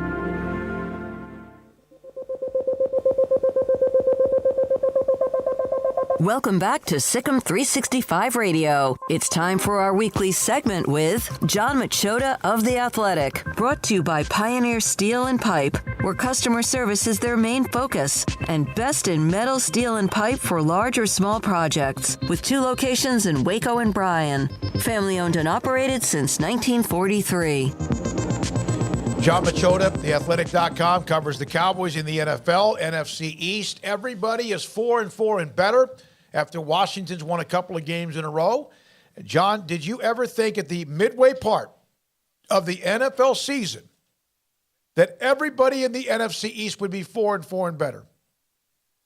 No, definitely not. There's no chance of that. And when I say that, that's mainly just that's talking about the Giants and the Commanders. Yep. I certainly thought that the Cowboys and Eagles would be better than that. I think if you go back to the off season, let's say maybe when we were leaving for training camp, if you would have told me that at the Cowboys bye week, that this is what the NFC East would look like, and then this is what the AFC West would look like, I'd be completely stunned, because there was all that talk in the offseason about how the AFC West is going to just be so loaded because Russell Wilson's going to Denver and now Devontae Adams is going to the Raiders and all that. And that was going to be the best division in football.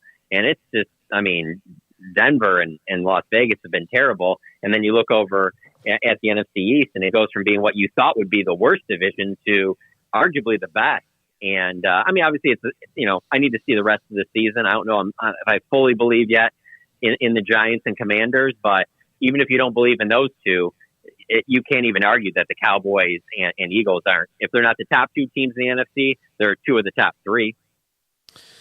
John, the offensive output against the Bears, and of course that's aided by, some turnovers and the Micah Parsons ridiculous fumble recovery, the biggest intersection of luck and athleticism I think I've ever seen in my life. But is this an offense, do you think, that is maybe not 49 points a game sustainable, but say 31 points a game sustainable? I don't. They have, that was a good game to kind of, get the mojo heading in the right direction. It was certainly a good game for, Dak to, shake off some more rust with it being his second game back from that fractured throwing thumb. And he looked pretty good running the football. So that was obviously good. That the way that they were able to go up tempo, the way they scored touchdowns in their first 4 possessions, that stuff's all great. And that might even work, against the Packers. But, there's some Vikings and Giants and some other games coming up that I'll believe it a little bit more if I see it against those teams. Because there was a little bit of watching that game on Sunday and thinking, all right, there's positives here that you can build on. Will they build on them? They could. But there was also some positive moments last season, in the second half of the year, when the offense was struggling and they would play a bad team. And you thought that was the get-right game. And then they went and played Arizona and then obviously San Francisco in the playoffs. And it didn't prove to be the case. So I don't think that they're 31 points a game. Maybe if they would have added a receiver yesterday, I would have felt that way. But where they are right now, I don't think that's going to be them. I think it's a team that it hasn't changed the way I feel from a month ago when I don't think it was Micah Parsons or somebody said that, that they're just hoping that if the offense can get to 20, they feel like they're in good shape with what they can do on defense. I still feel that. I feel like they're probably at 20 to 25 points per game offense. John, obviously with what Tony Pollard did, and you knew it was happening. It was happening before he exploded and had the game, the long touchdowns and what he did. What do you think is feasible and what also is smart in how many carries he was to get a game? Will this take some away from Zeke? I know you hear that. I think Zeke is still very much a part of their DNA. How do they handle it, or they go back to what it was before? Oh, sorry. Okay, sorry about that. My phone cut out for a second. I think that this game was a good example of what it should be going forward. I think 14 is the sweet spot. I think that's where they should try to aim for. Now, that's what his top has been. I think he's done now times 14 in a game, and I think that's where it's at. We don't get very many opportunities to talk to the assistant coaches. Unfortunately, yesterday was one of those days, and we got a chance to talk to running back coach Skip Heath, and just the way he broke it down. I thought it was perfect. He compared Zeke to, a luxury sedan that you can put a lot of miles on. He compared Tony Pollard to a sports car where you can rev it up and you can hit the high speeds, but you also don't want to be doing that all the time. You got to, and you got to make sure you take care of it when you're going to be doing it, those high speeds. And I think that's why that 13, 14, 15 carries is where they'd like to max it out at, because the thing is, if you get above that, then maybe that run, the big touchdown runs, maybe those are only 15-yard gains or 20-yard gains or something. But they like the fact that when they give him the ball, that every time he's got the potential to do what he did in that Bears game and take it to the house. And so because of that, I don't see it getting to a point where you start seeing him getting 17, 18, 20 carries a game. That's why they want to keep Zeke healthy, and they like the way that those two complement each other. I know that a lot of fans don't want to hear that. They want to see Pollard get 20 carries and possibly go for 200 yards. But I'll tell you this right now, that's not the Cowboys' plan at all. Do you think that they would maybe, keep it the same, but rotate the maybe times that this happens, even when Zeke gets back? Because sometimes it feels like they have to wait for Tony Pollard so that Zeke can get the start. Yeah, for sure. Absolutely. But I'll say this. It's another one of those I'll believe it when I see it things, because there's a lot of things you can do against that Bears team that aren't going to work against, let's say, a Philadelphia or San Francisco. And when I say that, when I talk about the up-tempo, I talk about some of those home run runs that Tony Pollard had. Let's also look at that Bears defense. Who did you really fear on that Bears defense? Who was going to come in there and wreck your game plan and maybe set you back to 2nd and 15 or a 3rd and 10? There weren't a lot of game breakers left in the field after the Robert Quinn trade. There just isn't a lot of guys up front that really wreck games in that Bears defense. So you can go up tempo. You can stay ahead of the chains. You're ahead in the game, so you can do a lot of that stuff. I just feel like with this team, from what I've seen, when they go behind, that's when they tend to lean on Zeke more for the pass protection, the runs up the middle, things like that. To me, Tony Pollard's always been their guy to go to when they've had a lead, and he kind of is the icing on the cake type thing, as opposed to, all right, well, you're down 7. It's late in the game. We need a big play. Let's hand the ball to Tony Pollard. That's probably what they need to do a little bit more of, but I'll believe it when I see it. All right, John, so they get the break. Who gets healthy? How important, we talked Zeke, of course, but they seem to be a pretty healthy team. They've got some bumps and bruises, but what will this bye week mean for them? Yeah, it'll be big for, as you mentioned, Zeke will be a big one. Malik Hooker, Connor McGovern. And you know what? To be honest with you, I throw Micah Parsons in there. I mean, Yep. he continues to play, but he's dealing with some stuff. I mean, nothing serious, but when you're putting him out there and in the situations he's at, he sees a lot of double and even triple teams. I mean, his body has taken some wear and tear playing on that defensive line, and so I think there's several guys that will say this bye came at a good time, and I think it's just in a good spot too because they were able to overcome the Dak hand injury. You still go into the bye at 6-2. Everything is really in front of you. You're in a good spot. And then you get this bye week right when it looked like the injuries were starting to pile up. Because to be honest with you, I was telling somebody this in the press box before the game started. They put those inactives out 90 minutes before kickoff. And I was like, this is probably the most notable list of inactives before a Cowboys game I can remember in a while, just because Noah Brown, your number 3 receiver, Ezekiel Elliott, your lead running back, or even if you don't think he's the lead, he's their number 2 running back, Then they didn't have, Malik Hooker. I mean, there just was several key injuries there of guys that weren't active. And so I think this will be a big week. And then obviously during the game too, Anthony Barr. It's from what I've heard, it's not serious. So he's another one that he got a hamstring injury in the game and didn't return, but he's expected to be back after the bye as well. John, how disappointing was the no trades in a trade deadline where there was a flurry of things going on? Brandon Cooks seemed like it was something that could have realistically happened, but they, ran out of time or whatever happened there. How disappointing was that, especially with the wide receiver core you mentioned earlier? It's disappointing that they didn't add somebody because I think that's clearly their weakness on their team. There's just a lot of hope attached to what you can get from Jalen Tolbert going forward, what you can get from James Washington coming back from the foot fracture. That there's a lot of hope. Noah Brown coming back from his injury. And I just think that you want to solidify that a little bit more. In terms of Brandon Cooks, it's tough without knowing exactly what Houston wanted for him. And I say that in the sense of, I don't think anybody was expecting Chase Claypool to go for a second and what looks to be a high second round pick since it's the Bears pick. And then just the Cooks thing, if they weren't going to take on any of that salary for next season and the Cowboys are going to guarantee $18 million for him next year, I don't love that from the standpoint of if you didn't want Amari at $20 million, why do you want Brandon Cooks at 18? So them not making a move when so many of the other contenders made significant moves was disappointing. But I'll say this, when the trade deadline hit at 3:00, one of the first thoughts I had was, I think that now more than ever, Odell Beckham has to be a real possibility. And I say that because it's a guy that probably isn't going to be back until maybe mid-December, somewhere around there. That gives you time to see what you have in Washington, gives you time to see what you have in Tolbert. He's a guy that I'm sure if the Cowboys come to him and say, hey, we want you, we think that you can do for us what you did for the Rams last year and put us over the top, and the money is competitive, I don't know how Odell Beckham turns that down. So that's the one thing that I thought of that could possibly sell hope to Cowboys fans. Paul, anything else? Nope. John, thank you so much. We appreciate your time. John Machota covers the Cowboys. Great follow on Twitter at JON Machota. And again, he is always right there with what he does with the daily news and notes, injuries, press conferences, players talking, nuggets as far as the Cowboys in the NFL along the way. All right, when we come back, Paul Catalina at his top 5. We have covered what we hope is everything possible today from the college football release and the standings, the playoff coming up. We have had guests from Tennessee and Georgia, also a father of a player at Oklahoma, and he played at Baylor, and Steve Stutzman, Phil Bennett, John Machota. Paul's top 5 is next. And, of course, the stories about Kansas and the NCAA, and the Gonzaga is being looked at by a couple of different conferences, including the Big 12 and the Pac-12. This is 365 Sports.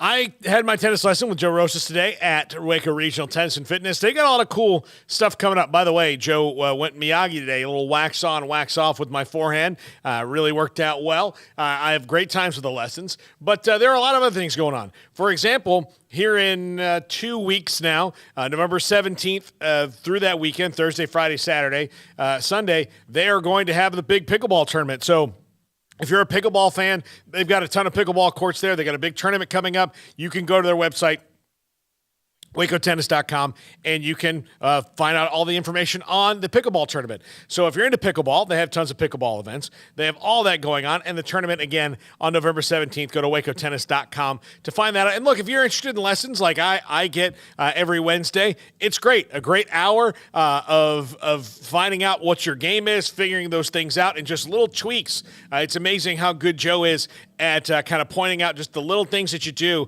and then you change it, and all of a sudden something works. So if you're a tennis fan, if you're a pickleball fan, if you want to play in a pickleball tournament, if you're growing in that, Waco Regional Tennis and Fitness, second to none as far as the facility goes. Contact Joe or go to just WacoTennis.com and find out all you need to know about the upcoming pickleball tournament and more. During Ram Power Days at Allen Samuels, our great selection of new cars and trucks come with amazing deals and competitive financing that makes you ask, why shop anywhere else? The new 2022 Ram trucks are designed to be durable, functional, and stylish. These legendary, award-winning trucks give you that first-class feel. Luxurious leather trim seating options, exceptional legroom and storage, plus surround view camera options you'd expect from a premium truck. Come see our selection today or browse online at AllenSamuelsDCJ.com. From the first workout to the last practice, sports is an incredible and rewarding challenge. Hi, this is Dan Ingham with the First National Bank of Central Texas, and we're proud to support each athlete, every parent, and our educators. From families, small businesses, to the biggest industry, we're here to help. With remarkable products like our free First mobile app, we've got banking ideas that fuel big dreams. That's the First National Bank of Central Texas. Familiar faces making local decisions. Member FDIC, Equal Housing Lender.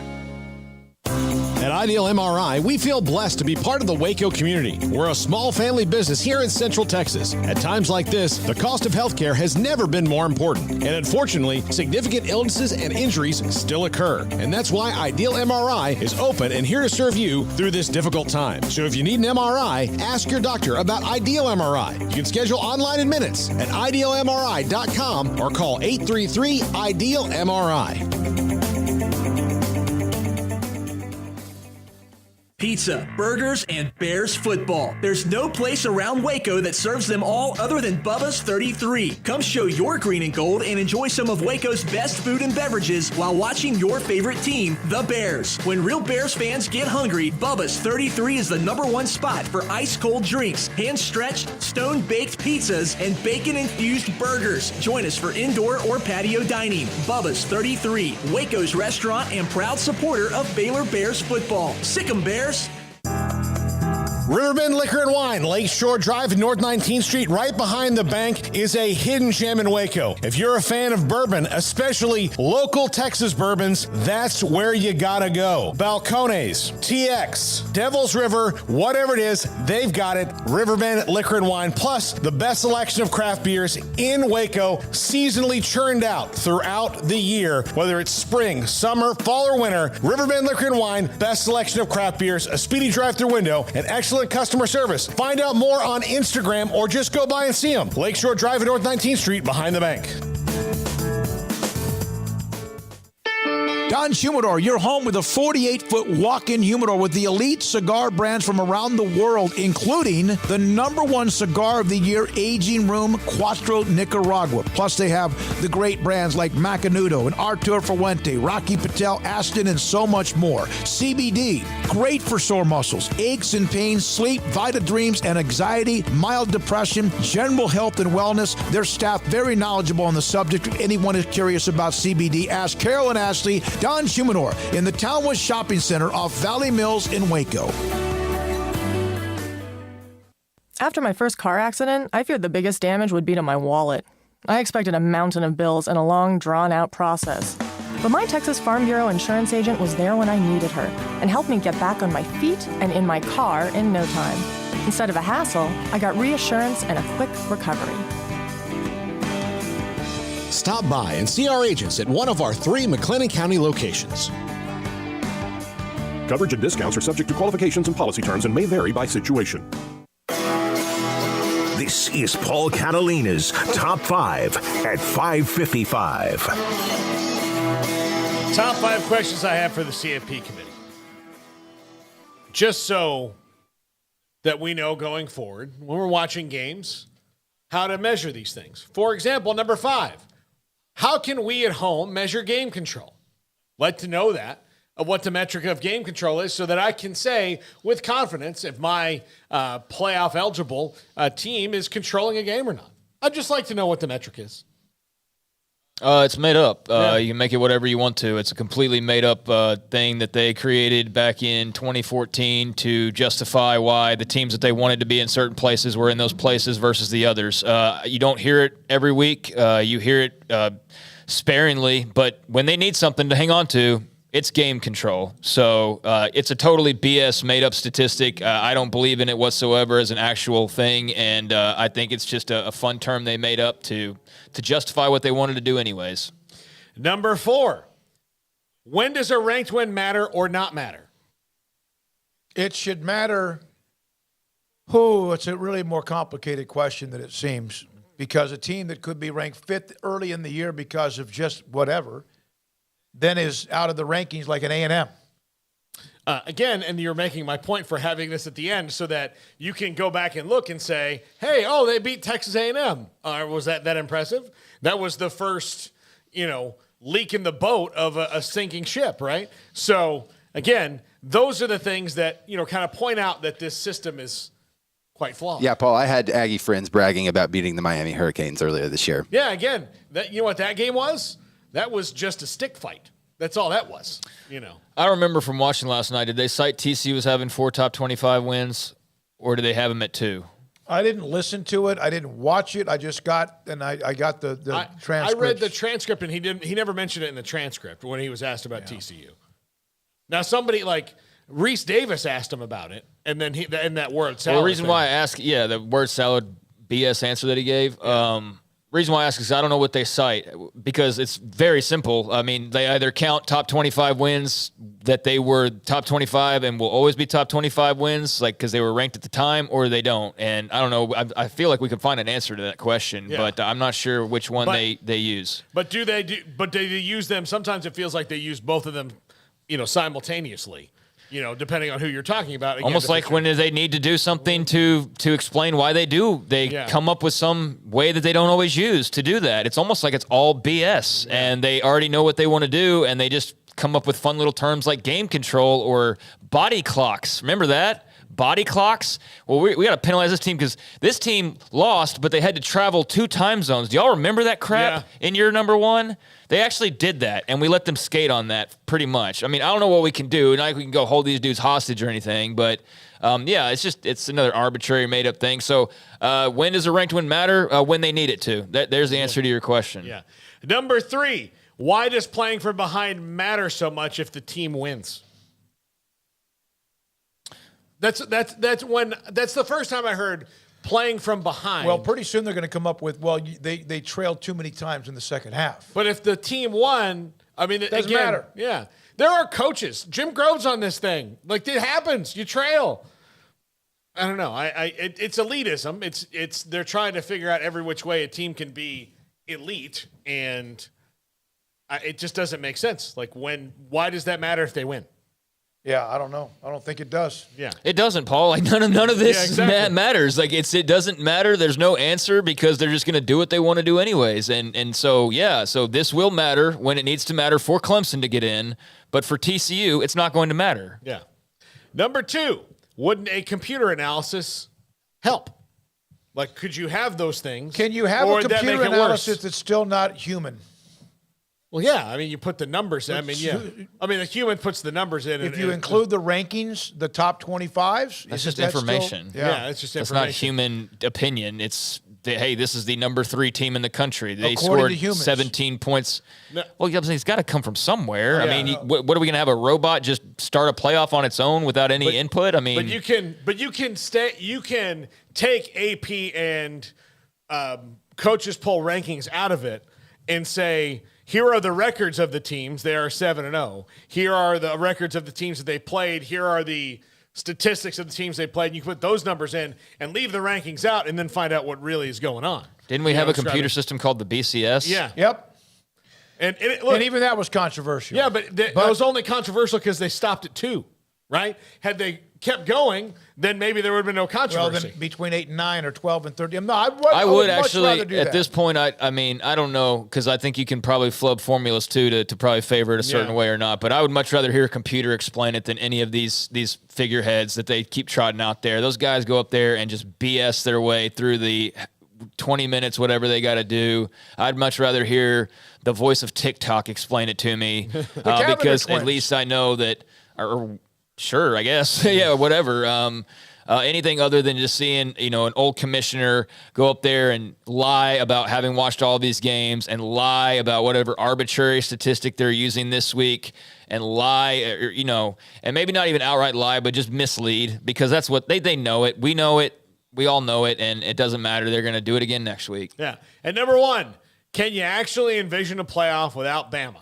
Yeah, absolutely could. Can they do it? Can those people in that room sit in the room and go, well, maybe Alabama doesn't have to be in this thing. Maybe we should punish them for a loss. That person will be kicked out of the room. And it's because, look, I get that, like, some losses are better than other losses. And if you lose to a really bad team, then that should be something. But every loss should at least punish a team somehow. And that's where Alabama seems to skate by, in that no matter what they do, as long as it's only one loss, then they're not punished. And even Ohio State has been punished in the past. Like, it would be interesting one year to also see. Been very much hated too. But if a Kansas State ever happened to an Alabama one year, let's just say somebody just busted them up, 38-3, there would still be conversation about whether or not that knocked them out of the college football playoff chase. Alabama gets the benefit of the doubt no matter what, and they will until Saban finally retires. And even then, I don't know, maybe there will be an aura with whoever the replacement is to where they're just not allowed to be left out more than like once every 10 years or something. But that's also a credit to Alabama being as sturdy and good as they are. And I want to make it very clear, having said that, I don't have a problem with the top four. If you think those are the top four teams in the country, by all means. I'm not sitting here saying TCU has to be top four, or this is all BS. There's more than 4 undefeated teams right now, and it's all going to come out in the wash. My problem's not with that. My problem is with the bogus explanations and just the outright just word mush that they peddle on this TV show week in and week out. Just be open about it. You don't think TCU's that good because they're not in the SEC or whatever. Just say it, because at least you would be honest and we could go, you know what? It's messed up, but at least you're being honest about it. That's the problem I have, is when they go up there and he start mumbling over, well, they were behind at one point and they had to come back. Like, that's some damning thing for a football team to have come back to win a game or two. I don't know. That's also called resilience. So what do I know? But yeah, just get rid of the word salad and the lame explanations and just tell us this is who we want in the playoff, and we'd all at least respect that, because I don't respect the way that they try to talk around what is blatantly obvious. But, as far as the teams go, I'm not gonna argue that after this first week. They're undefeated and deserving teams. Yeah, absolutely. All right, there you go. Paul, very nice timing of it. Very well. World Series tonight. Philadelphia hammered McCullers. There's all sorts of stories about whether he was tipping his pitches. I saw a segment about his glove placement on whether it was off speed or fastball. It was unbelievable watching what they were doing. All right, Paul, Catalina, Craig Smoak, Jacob Wilson, thank you. Garrett Ross, Emery Winter, and obviously Jack McKenzie, but also you. We aren't here without you. We don't grow without you. Spread the word. Thank you. And also, we're not here without our incredible sponsors since the first day in April of 2020. I'm David Smoak. Have a great night. Good night.